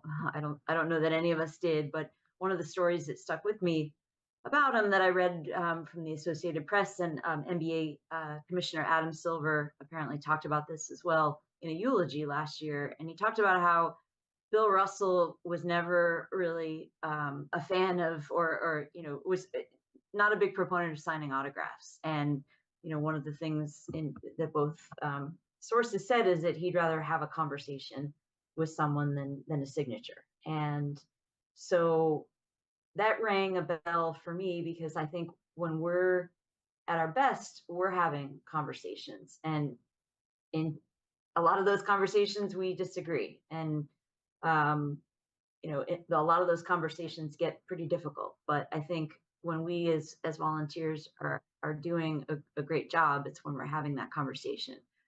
I don't know what the quote unquote right answer is, but I think it's important to continue this conversation as a town and to use the resources that we have in terms of our talent and our both employees and volunteers.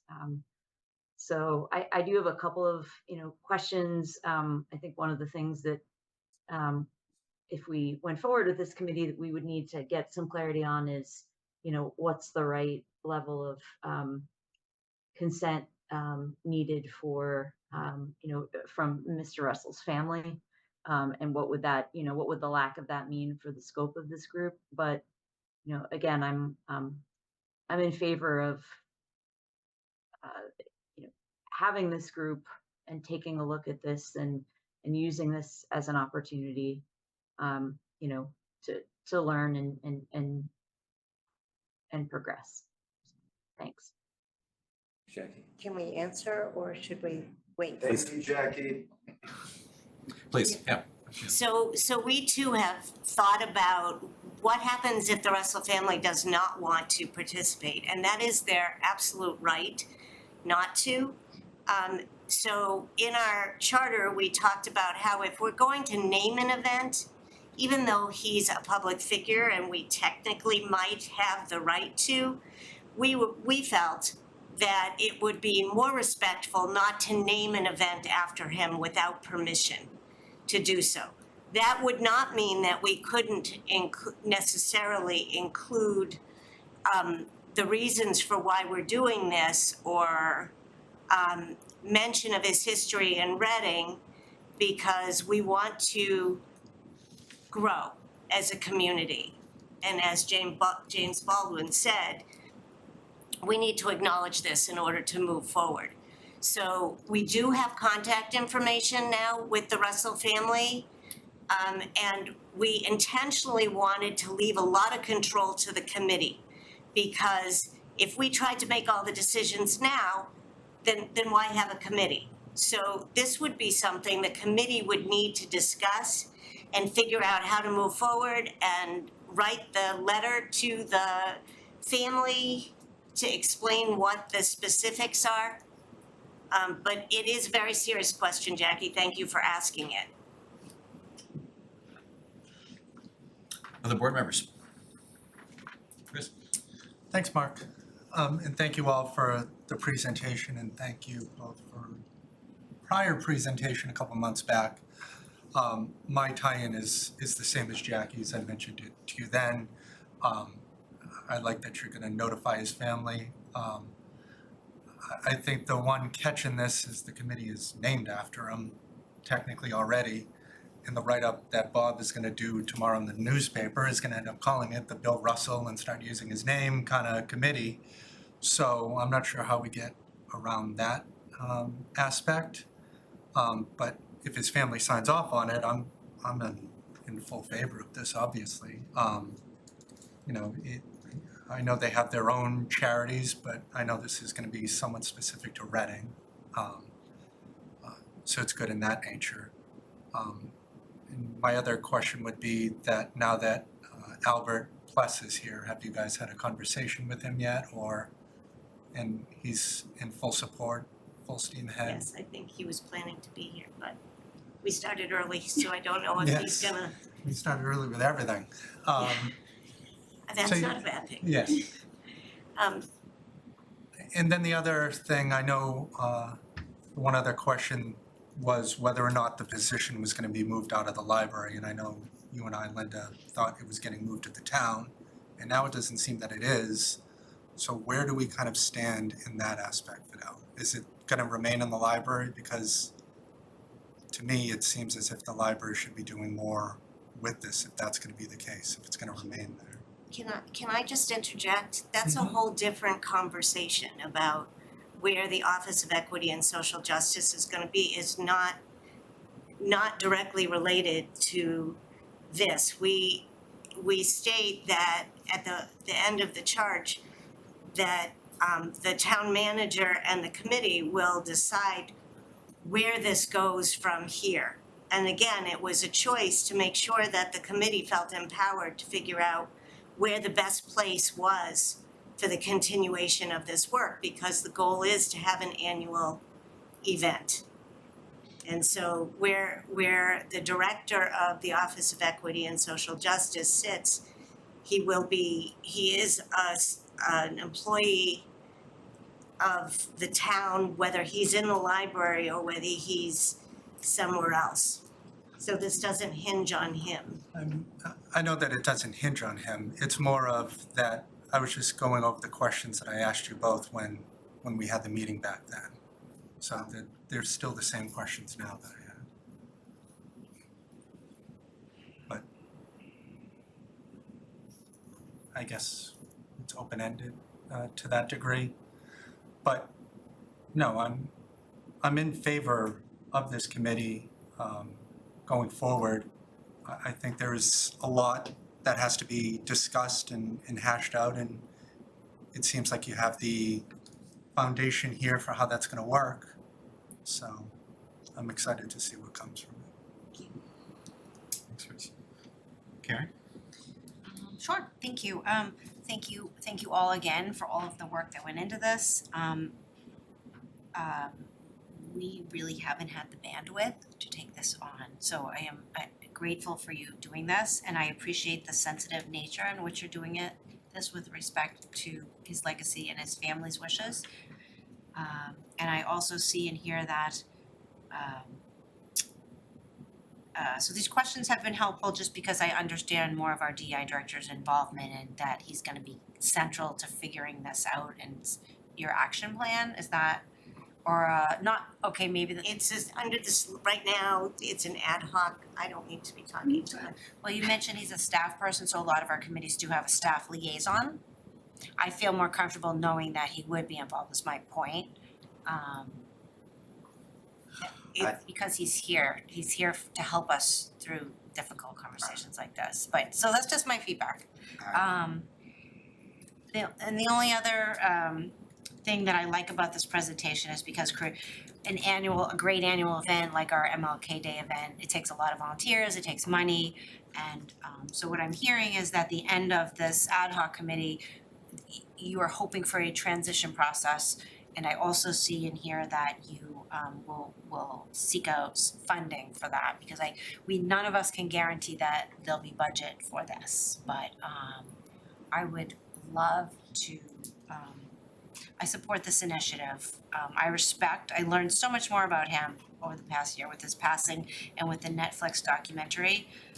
And he is a part of our history. And so I would support an effort to respectfully reflect that and have that be incorporated as a part of our history and have it be something that we can be proud of.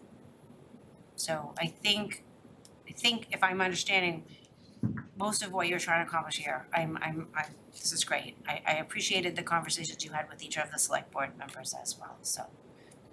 I guess there was a miscommunication, but essentially the DEI coordinator will not solely be responsible for the Brace Committee.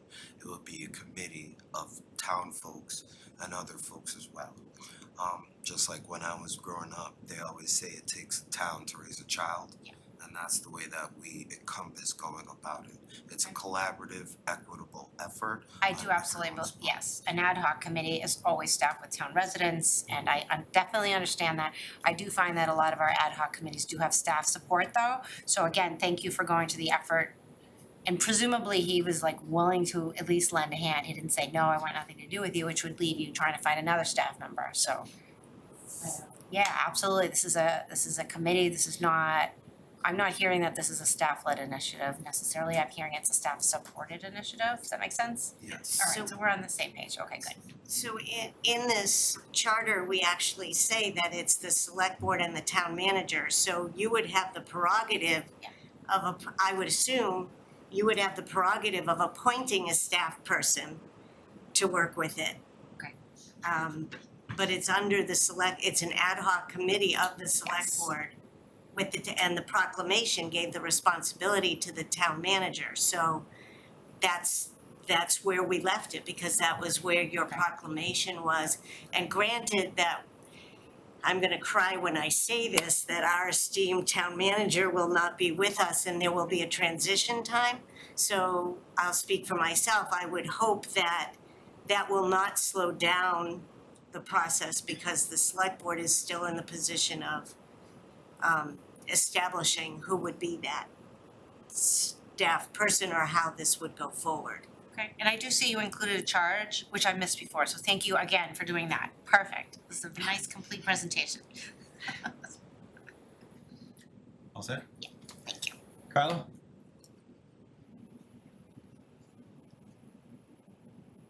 Yes, hello, thank you. Yeah, I'm fully in support of a Bill Russell Day.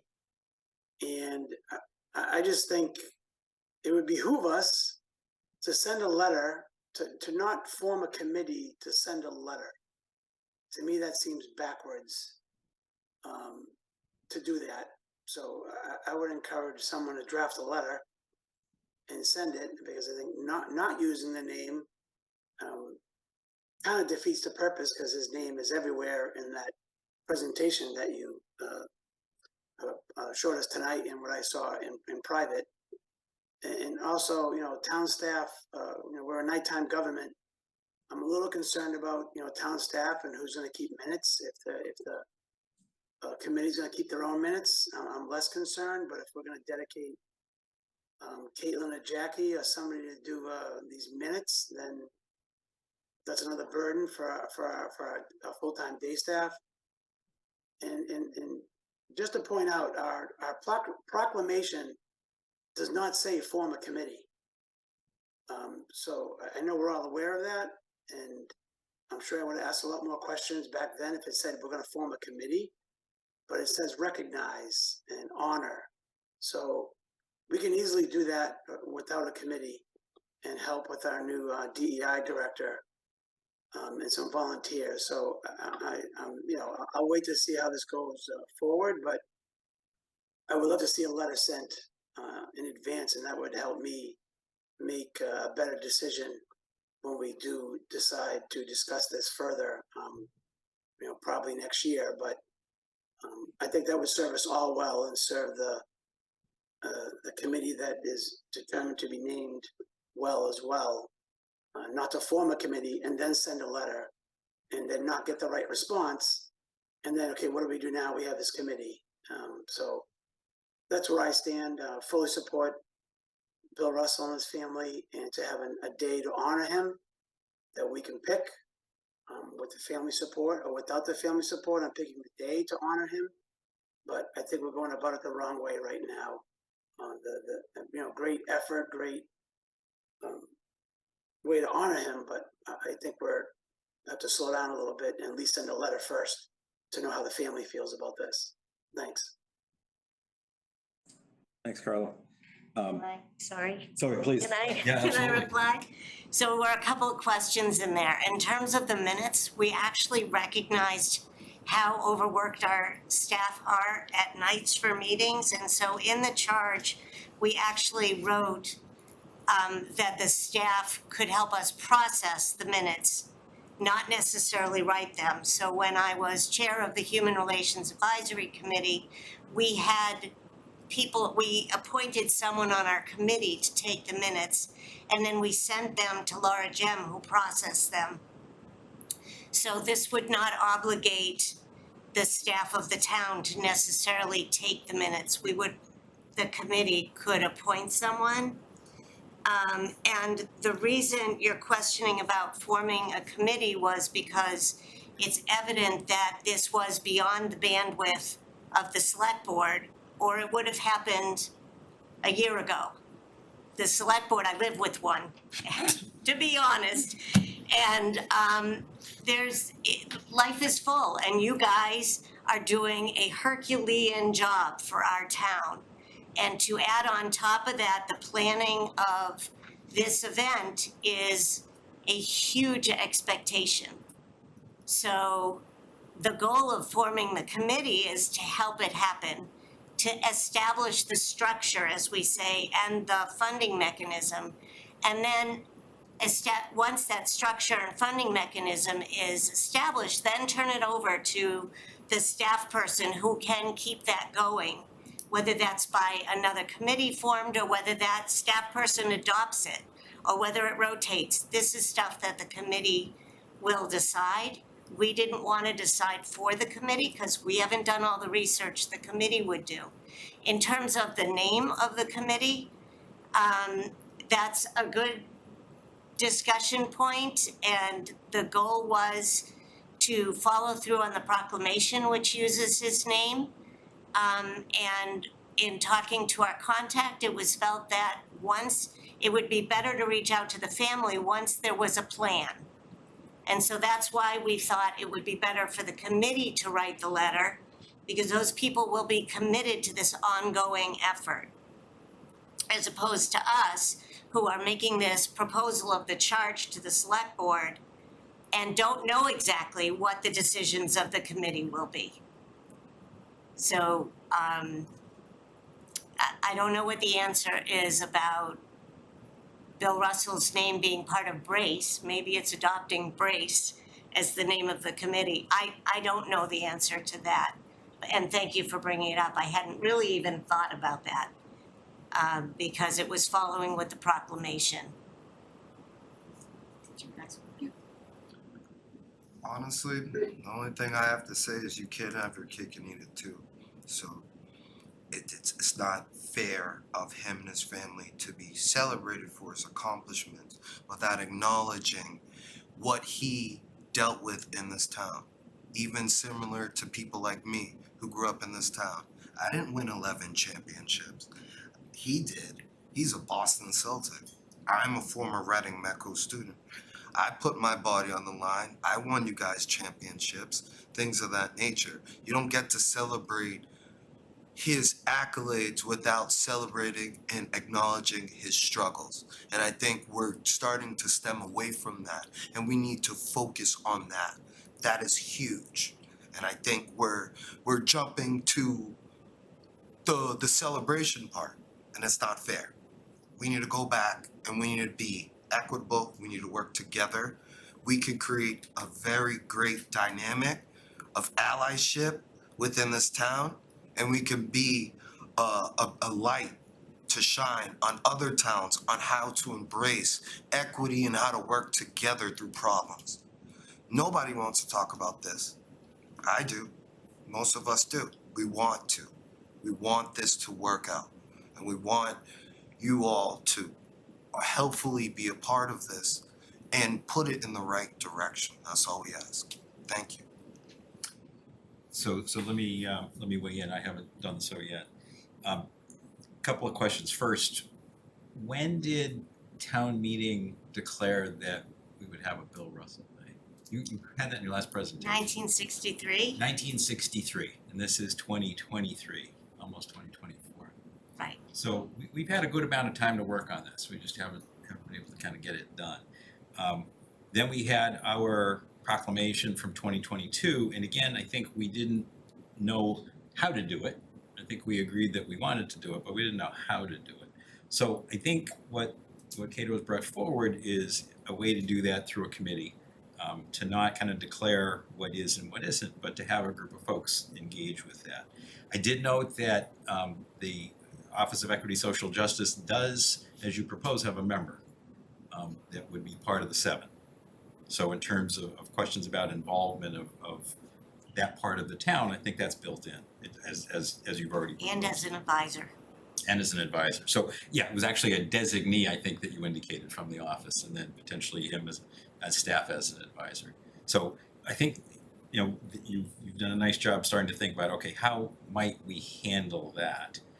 I think one of the changes that you're proposing, and maybe Fillmore, you just touched on a little bit too, is the notion of kind of recognize and honor and have that become kind of an ongoing activity as opposed to a one-time event.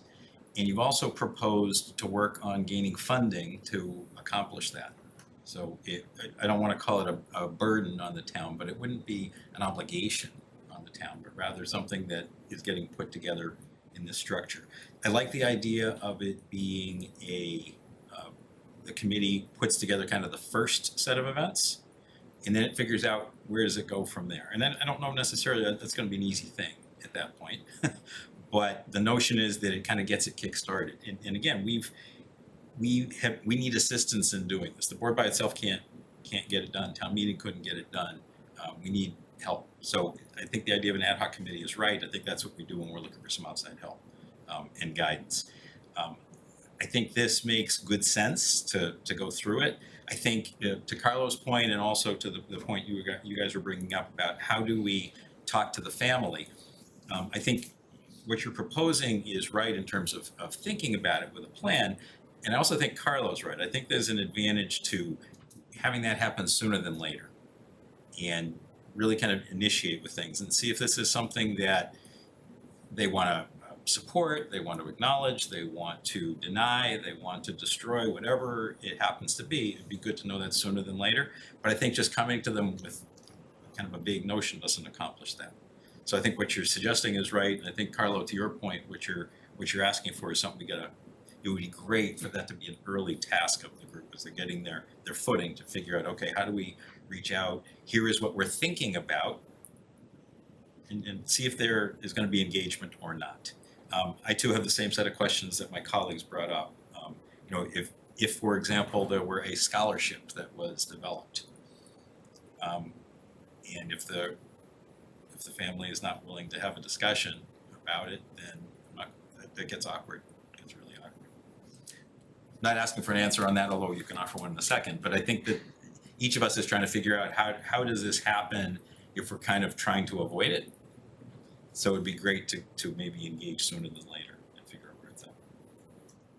I think those were my questions and comments.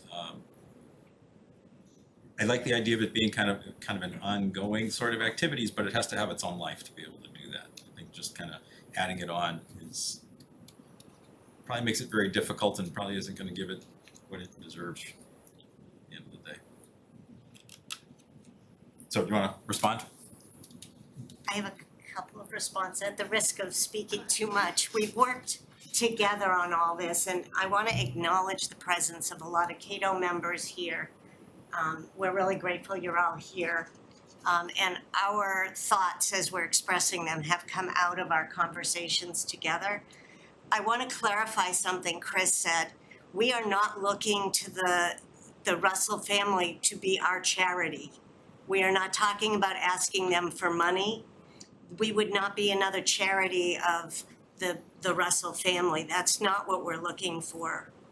Just to be clear, I want to make sure, because that assumption could be really disrespectful. That's not what we're trying to do here. I wasn't mentioning that at all.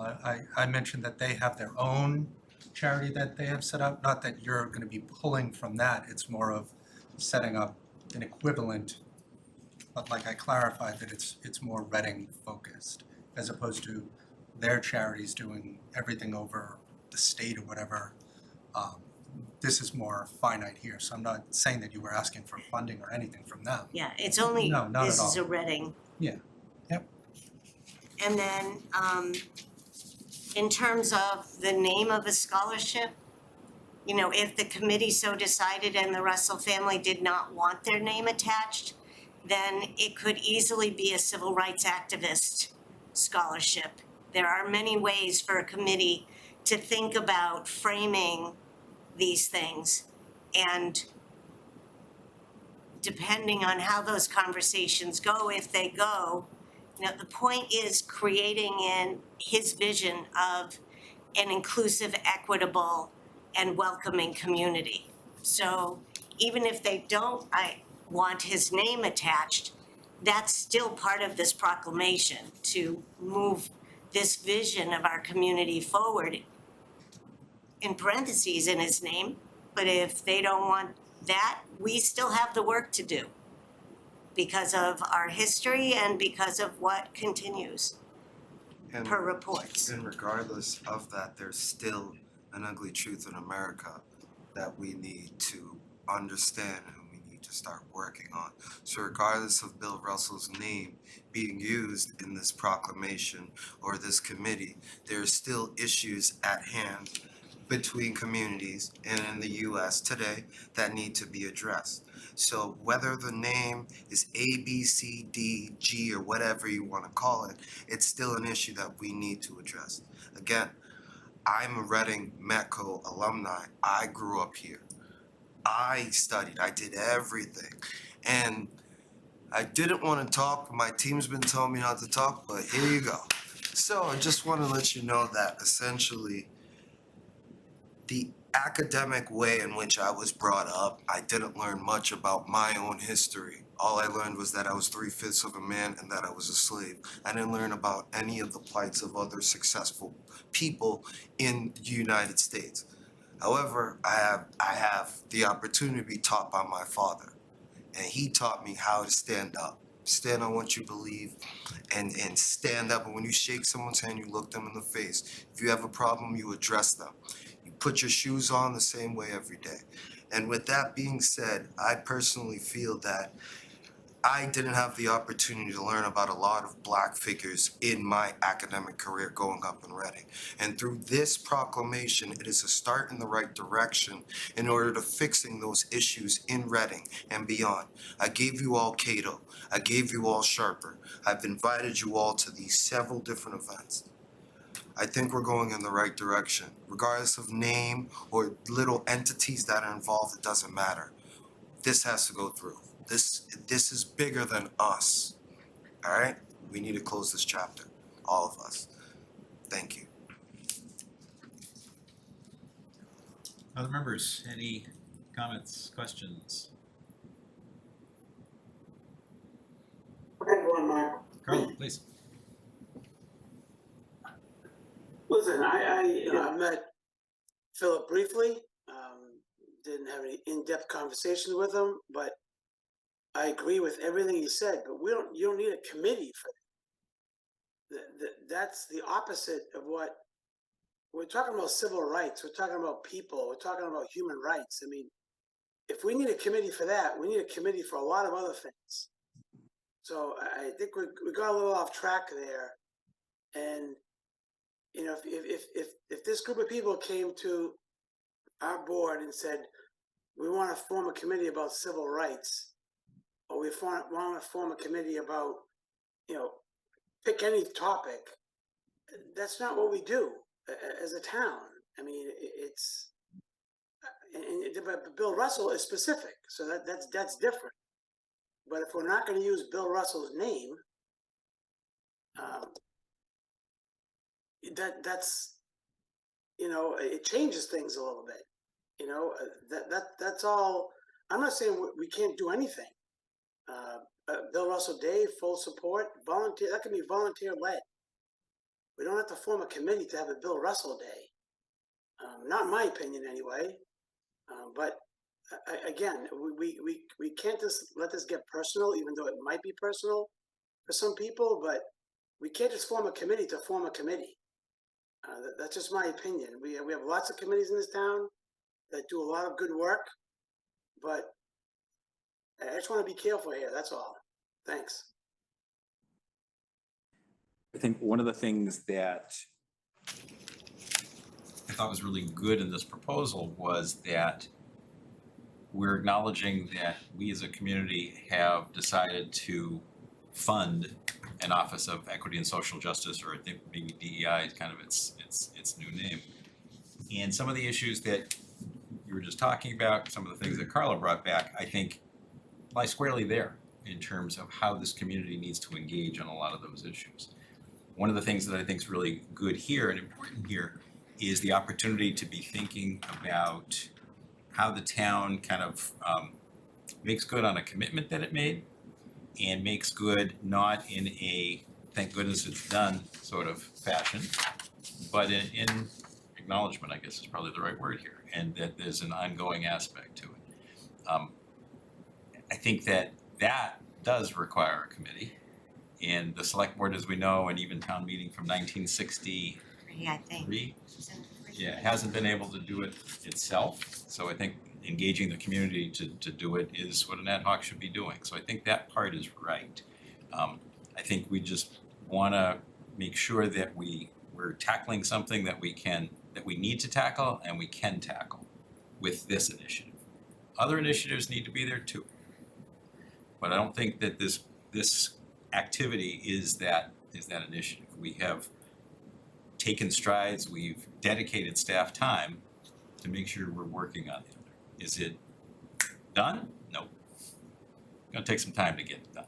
But I think that if we frame it that way, I think this needs to move ahead in that fashion, and I would be supportive of it that way.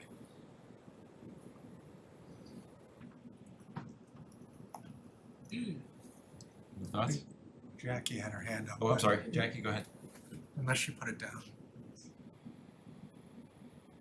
Yeah, no, I guess, my thought too was that, I think board members' positions on this depend in part on what the right, in large part on what you think the right action is. And, is it a day, a commemoration, to some people might suggest, a singular event, or is it, more of an ongoing conversation? So, that's all.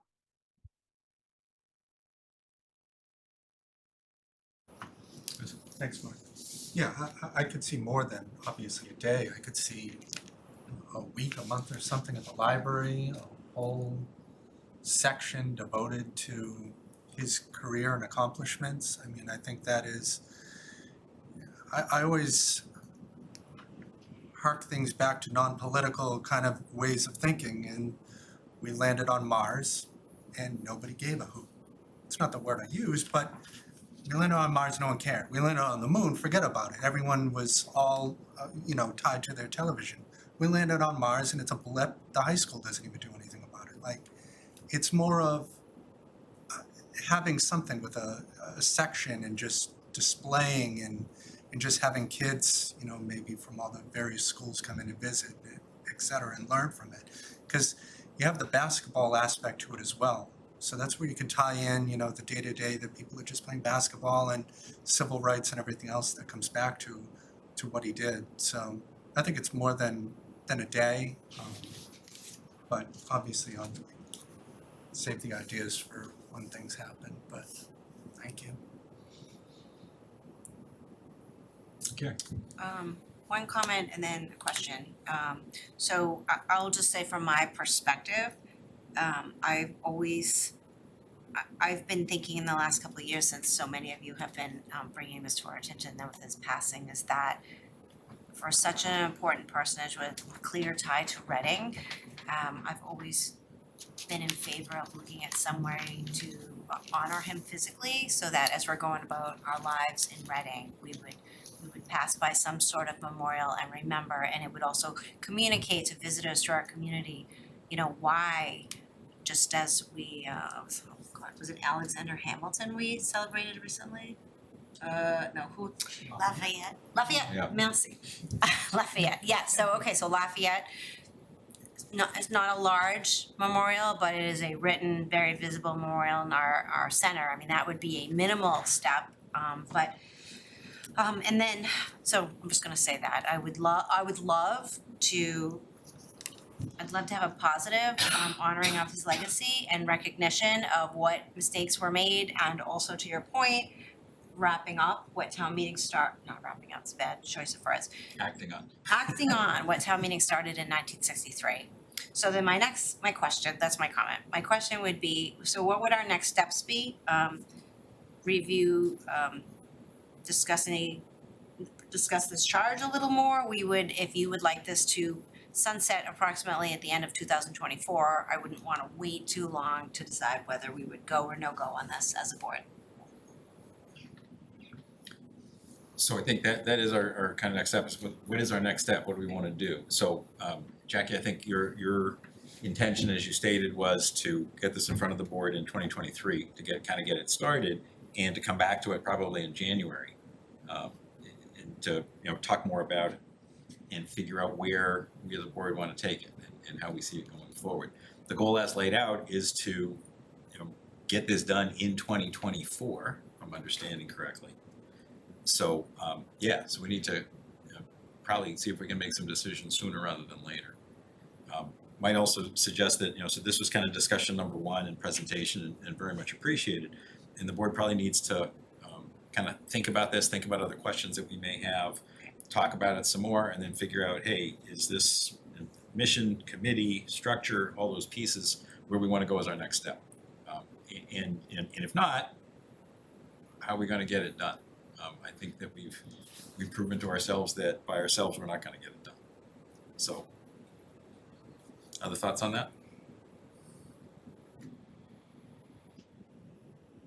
Can I, sorry. Please. Talking too much, do I? So we really appreciate the reflections on the gamut of manifestations that these commemorations could take. We discussed that. Woburn has pillars with different civil rights advocates' pictures and their quotes on them. Different cities have done it different ways, and so that would be part of the purview of the committee to look into what could be a lasting monument to this man, and what he stood for, the values, to quote the proclamation that he stood for. And the scholarship we talked about is important, but not enough, because that would only be visible to the school community. So the goal was that this event, as the proclamation said, would be a community event. And then,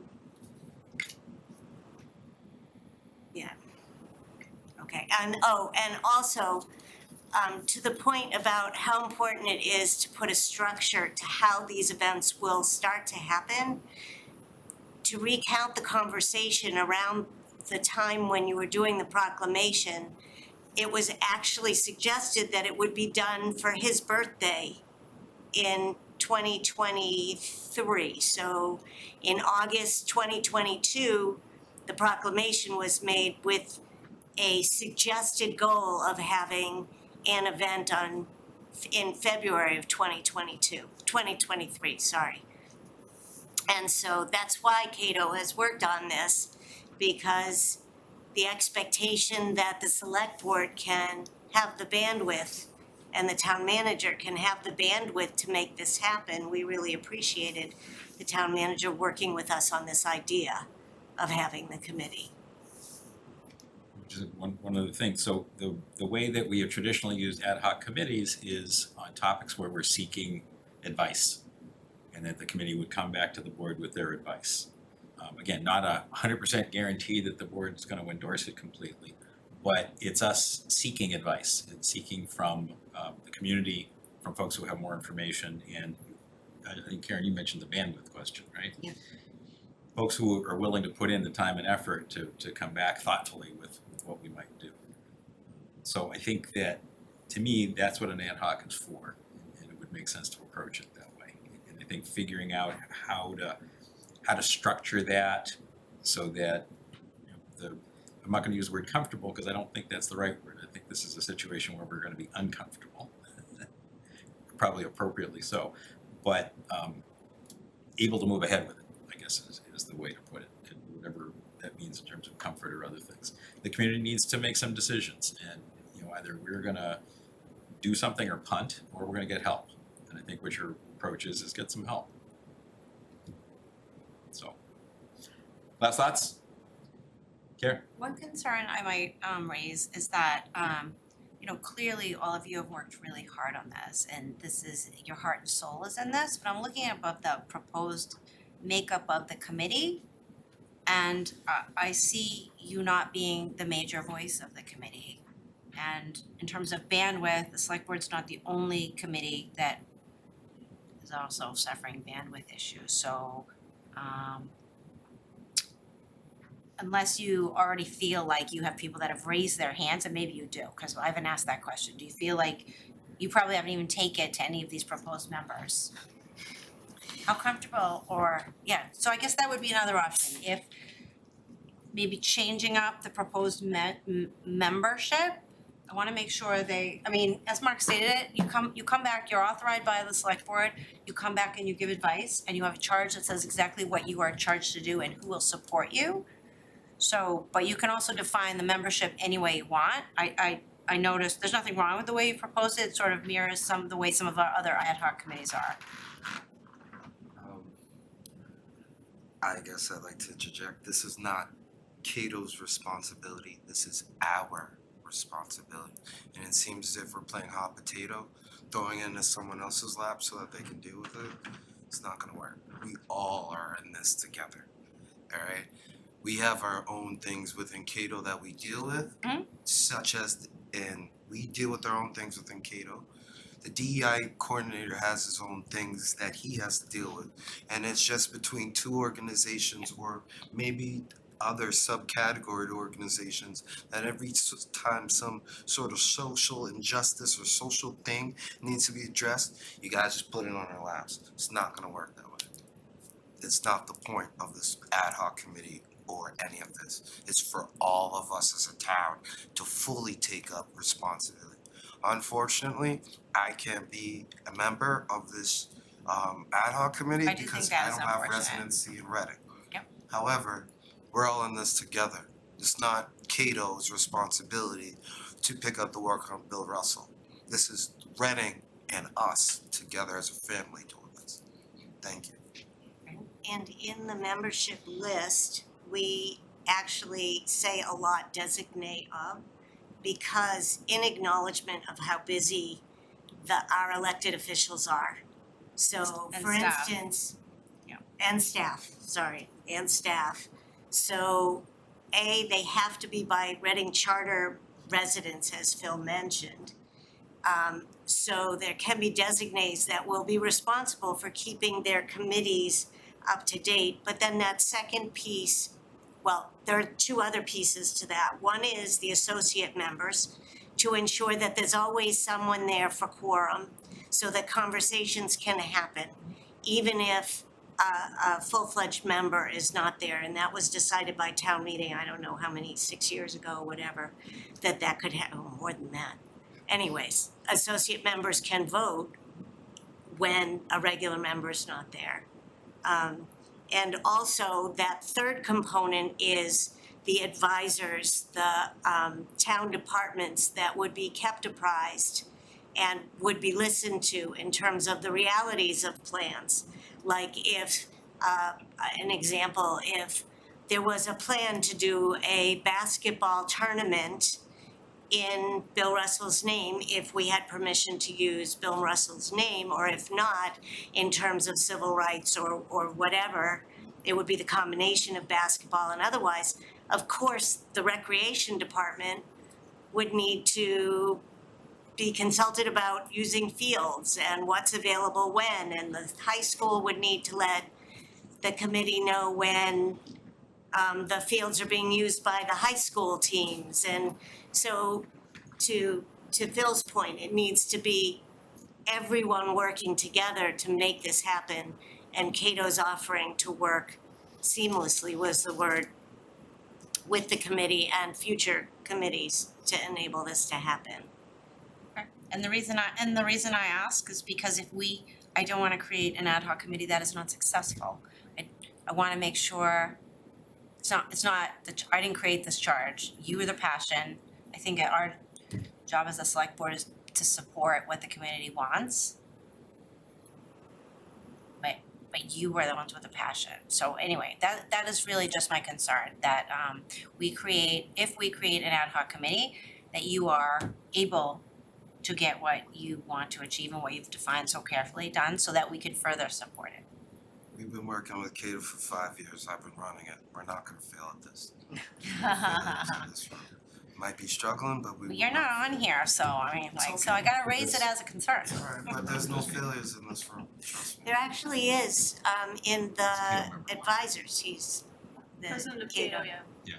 One thing that would be helpful for us, I think, is indicate which of the 10 people listed here you're thinking are voting members and which ones are associates. It's not clear to me what that is. So,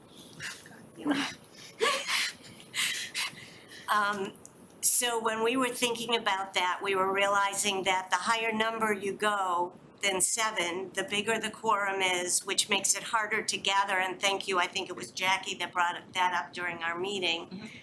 So we wanted to. That's why my hand, yeah, Ms. Doctor, that's why my hand is raised. And so as a practical matter, I would encourage that, the proponents of this committee, weigh the two different things of, unfortunately, the way the charter works and the way the open meeting law works and quorum works is that you have to weigh kind of who to include and, who should you include in the spirit of, including as many perspectives as possible, but make this actually something that you can operationalize and have something come out of it. So, we're happy to, I'm happy to talk to you about this offline, but I think that's kind of one of the things that I'd like to see too, a more refined look at the committee membership. So thank you, Ms. Doxer. Can I respond a little bit? We were realizing that we listed 10 and we said 7, and that was because some of the positions could be both. Like you could be a resident and a member of Cato. You could be a resident and a designate. Well, you have to be a resident, but so some of them could overlap. So the goal would be to make it 7, but the goal would also be to see if you can tap those different organizations while getting it to 7. But that's not to say that we would be very glad to have that conversation with you. But that's what we were thinking about, that the same person could fill 2 of those slots. And just one point of clarification, I do see you have a lot of or designee ex officio. So let's say one school committee member or designee ex officio. So if we create this committee, we publish that this is out there, we could enable any number of residents within the public schools family to apply to the superintendent to say I would like to be part of this? Okay, that makes me feel a little better. Okay, yep, and you did the same for the Council on Aging and the library and, okay, because that gives you a wider pool to draw from. Precisely, yeah. Okay, That's what our goal was. Board members, any last thoughts?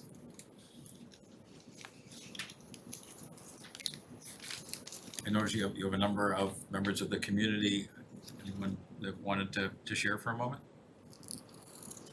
Not required, just an opportunity. Yeah, I think to share something, just to reiterate something Phil said. Please come right to the podium. Yeah, Steve Peacock, Reading resident. Just want to reiterate what Phil was saying, just so that it's abundantly clear. Bill Russell was dedicated to racial justice. That's the mission we're talking about. So yes, it is a recognition of his life, a celebration of his accomplishments, but the acknowledgement is what did happen and what continues to happen.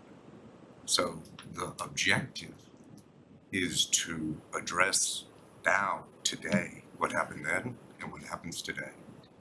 So I really appreciate everybody listening, but just don't want to lose that forest through the trees, as Phil said earlier. Thank you.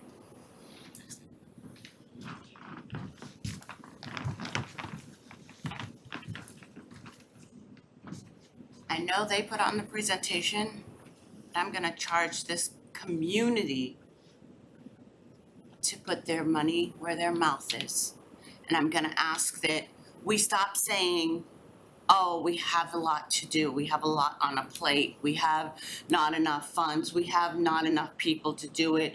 We all have jobs, we all have families, period. We as a community decided to make a decision and make or honor a proclamation that was made many years ago. For whatever the reason, it didn't fall through. We decided to do that a year ago as a community, as a select board.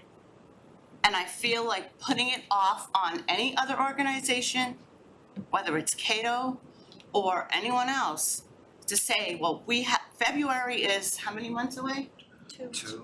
And we are nowhere near planning and honoring, even if we had the family's approval, in honoring our proclamation that we made. So I charge the task of this committee and community to move forward with what they said they were gonna do. Because February is around the corner, and we said we were gonna honor him.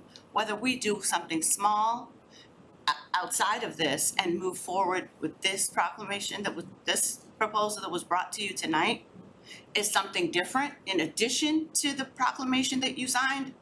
I think that throwing it out there and saying that we don't have the opportunity is a cop-out. And I'm tired of cop-outs. I'm just gonna be blunt. Period. I think that it's time that we put ourselves in a position that if we say we're going to do something, that we do it and stop trying to find scapegoats. And that's all I'd like to say.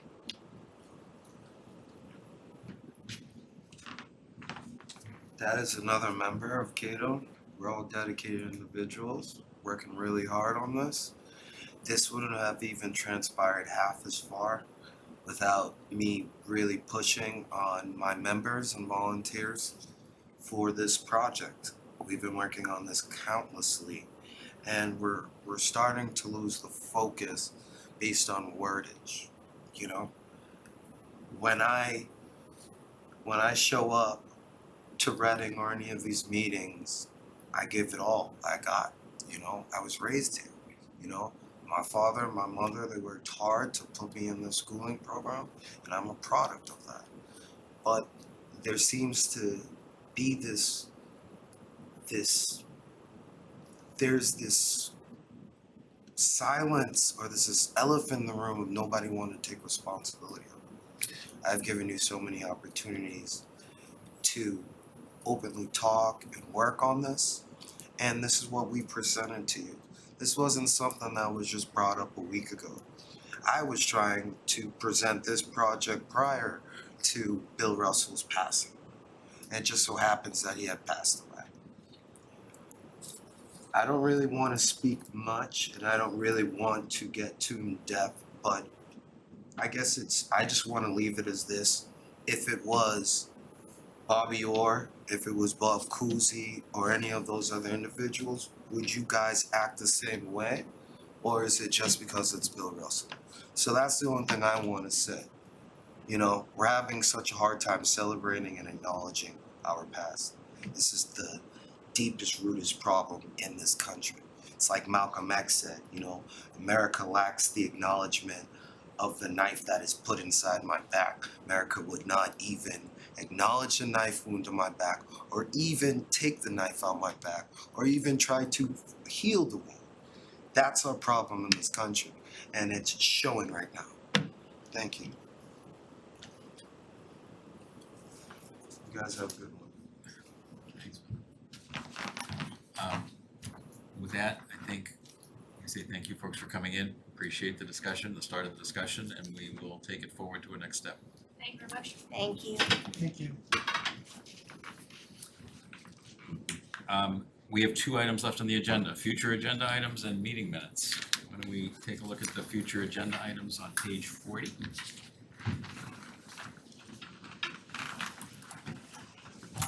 Thanks everybody for coming in. Appreciate it. So we are together again for budgets tomorrow and Tuesday night. Sorry, those 7 or 7:30? 7. 7, okay, just making sure.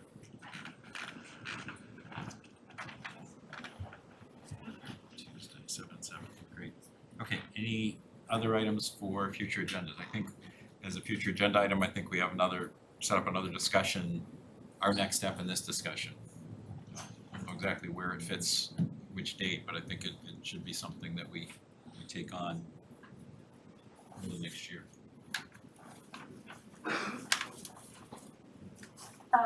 One item, I don't know, I can't, I'm just toggling back and forth on my laptop, but I know, Carlo, you had mentioned the, is it the RFI respondent for Simon's Way? We're meeting twice in January. Would it be timely to have, oh no, we have it on the 9th. Is that still good, do you think, for the 9th? I believe so. I've been going back and forth with Fidel and trying to have a private meeting first, just to kind of get a preview, but yes, they are on the agenda. Okay. They agree they can come on the 9th. Yeah, okay. And then maybe Fidel or Caitlin, could you please add, I believe we have to close the April 2024 warrant no later than February 27th. So could you please, I think, confirm that that's the case and then add it to this, to whatever, that last meeting is, and then we can work backward from there? Yes. No problem. So there is a meeting on the 27th, right? If that's the date, Jackie, you're suggesting that's when we do it? That is the date. Yeah, so, well, I'm suggesting that we list on February. At least on February 6th, discuss town meeting warrant articles, maybe even have a discussion on January 23rd, another discussion on February 6th, and a final on the 27th, because we already know we have some, we're likely, just based on the way staff is already, have been ramping up on this for some pretty big items, like MBTA communities.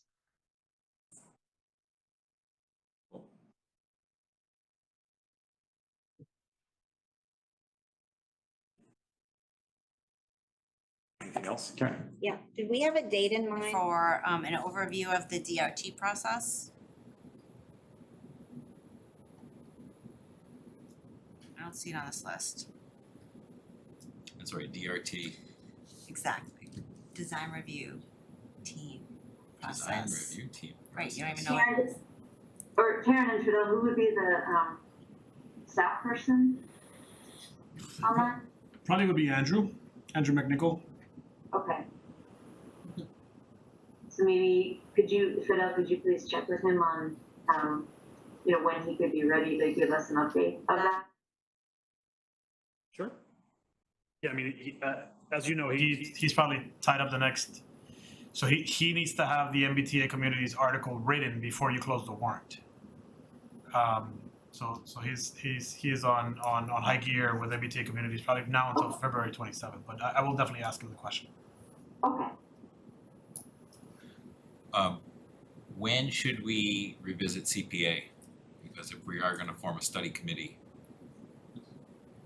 Yeah, I think we should revisit it. I don't know when yet. Okay, but maybe just add it as a agenda item, a little TBD, but probably, you know, Jan, Feb. Probably not much later, you wanna give them some time to work. I know everything seems to have February written in it, doesn't it?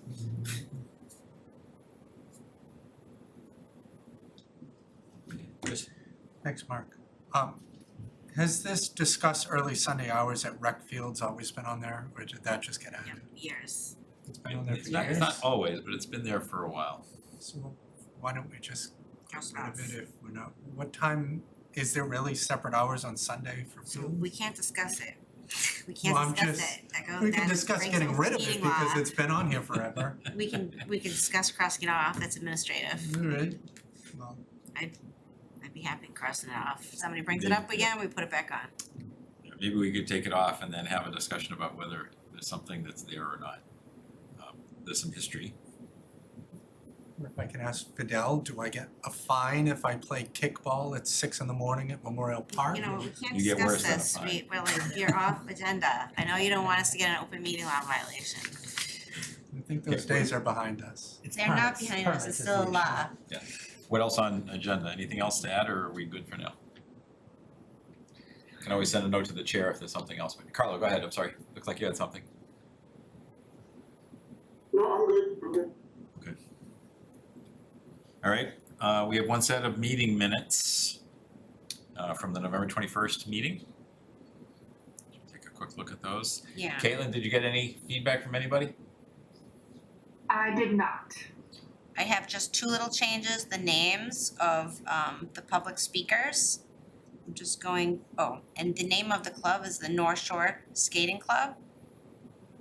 And hold on, let me just get that. One of the names is, just wanna make sure I spell it correctly. Sweezy is exactly what it sounds like, SWEEZEY.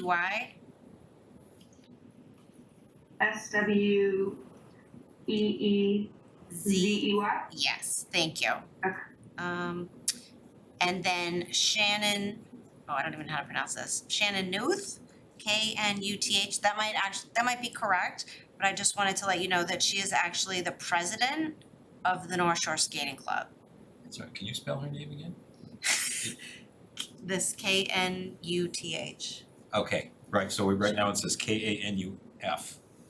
So KNUTH looks like the right spelling, based on the board of directors slide. KNUTH. KNU.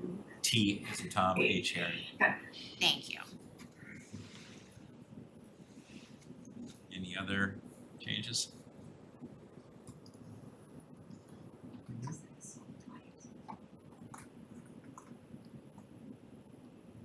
No.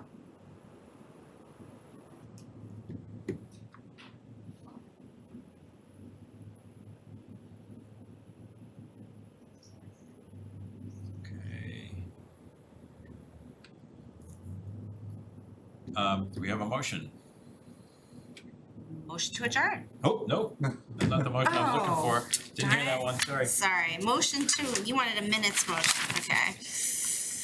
Motion to approve the meeting minutes of November 21st, 2023 as amended.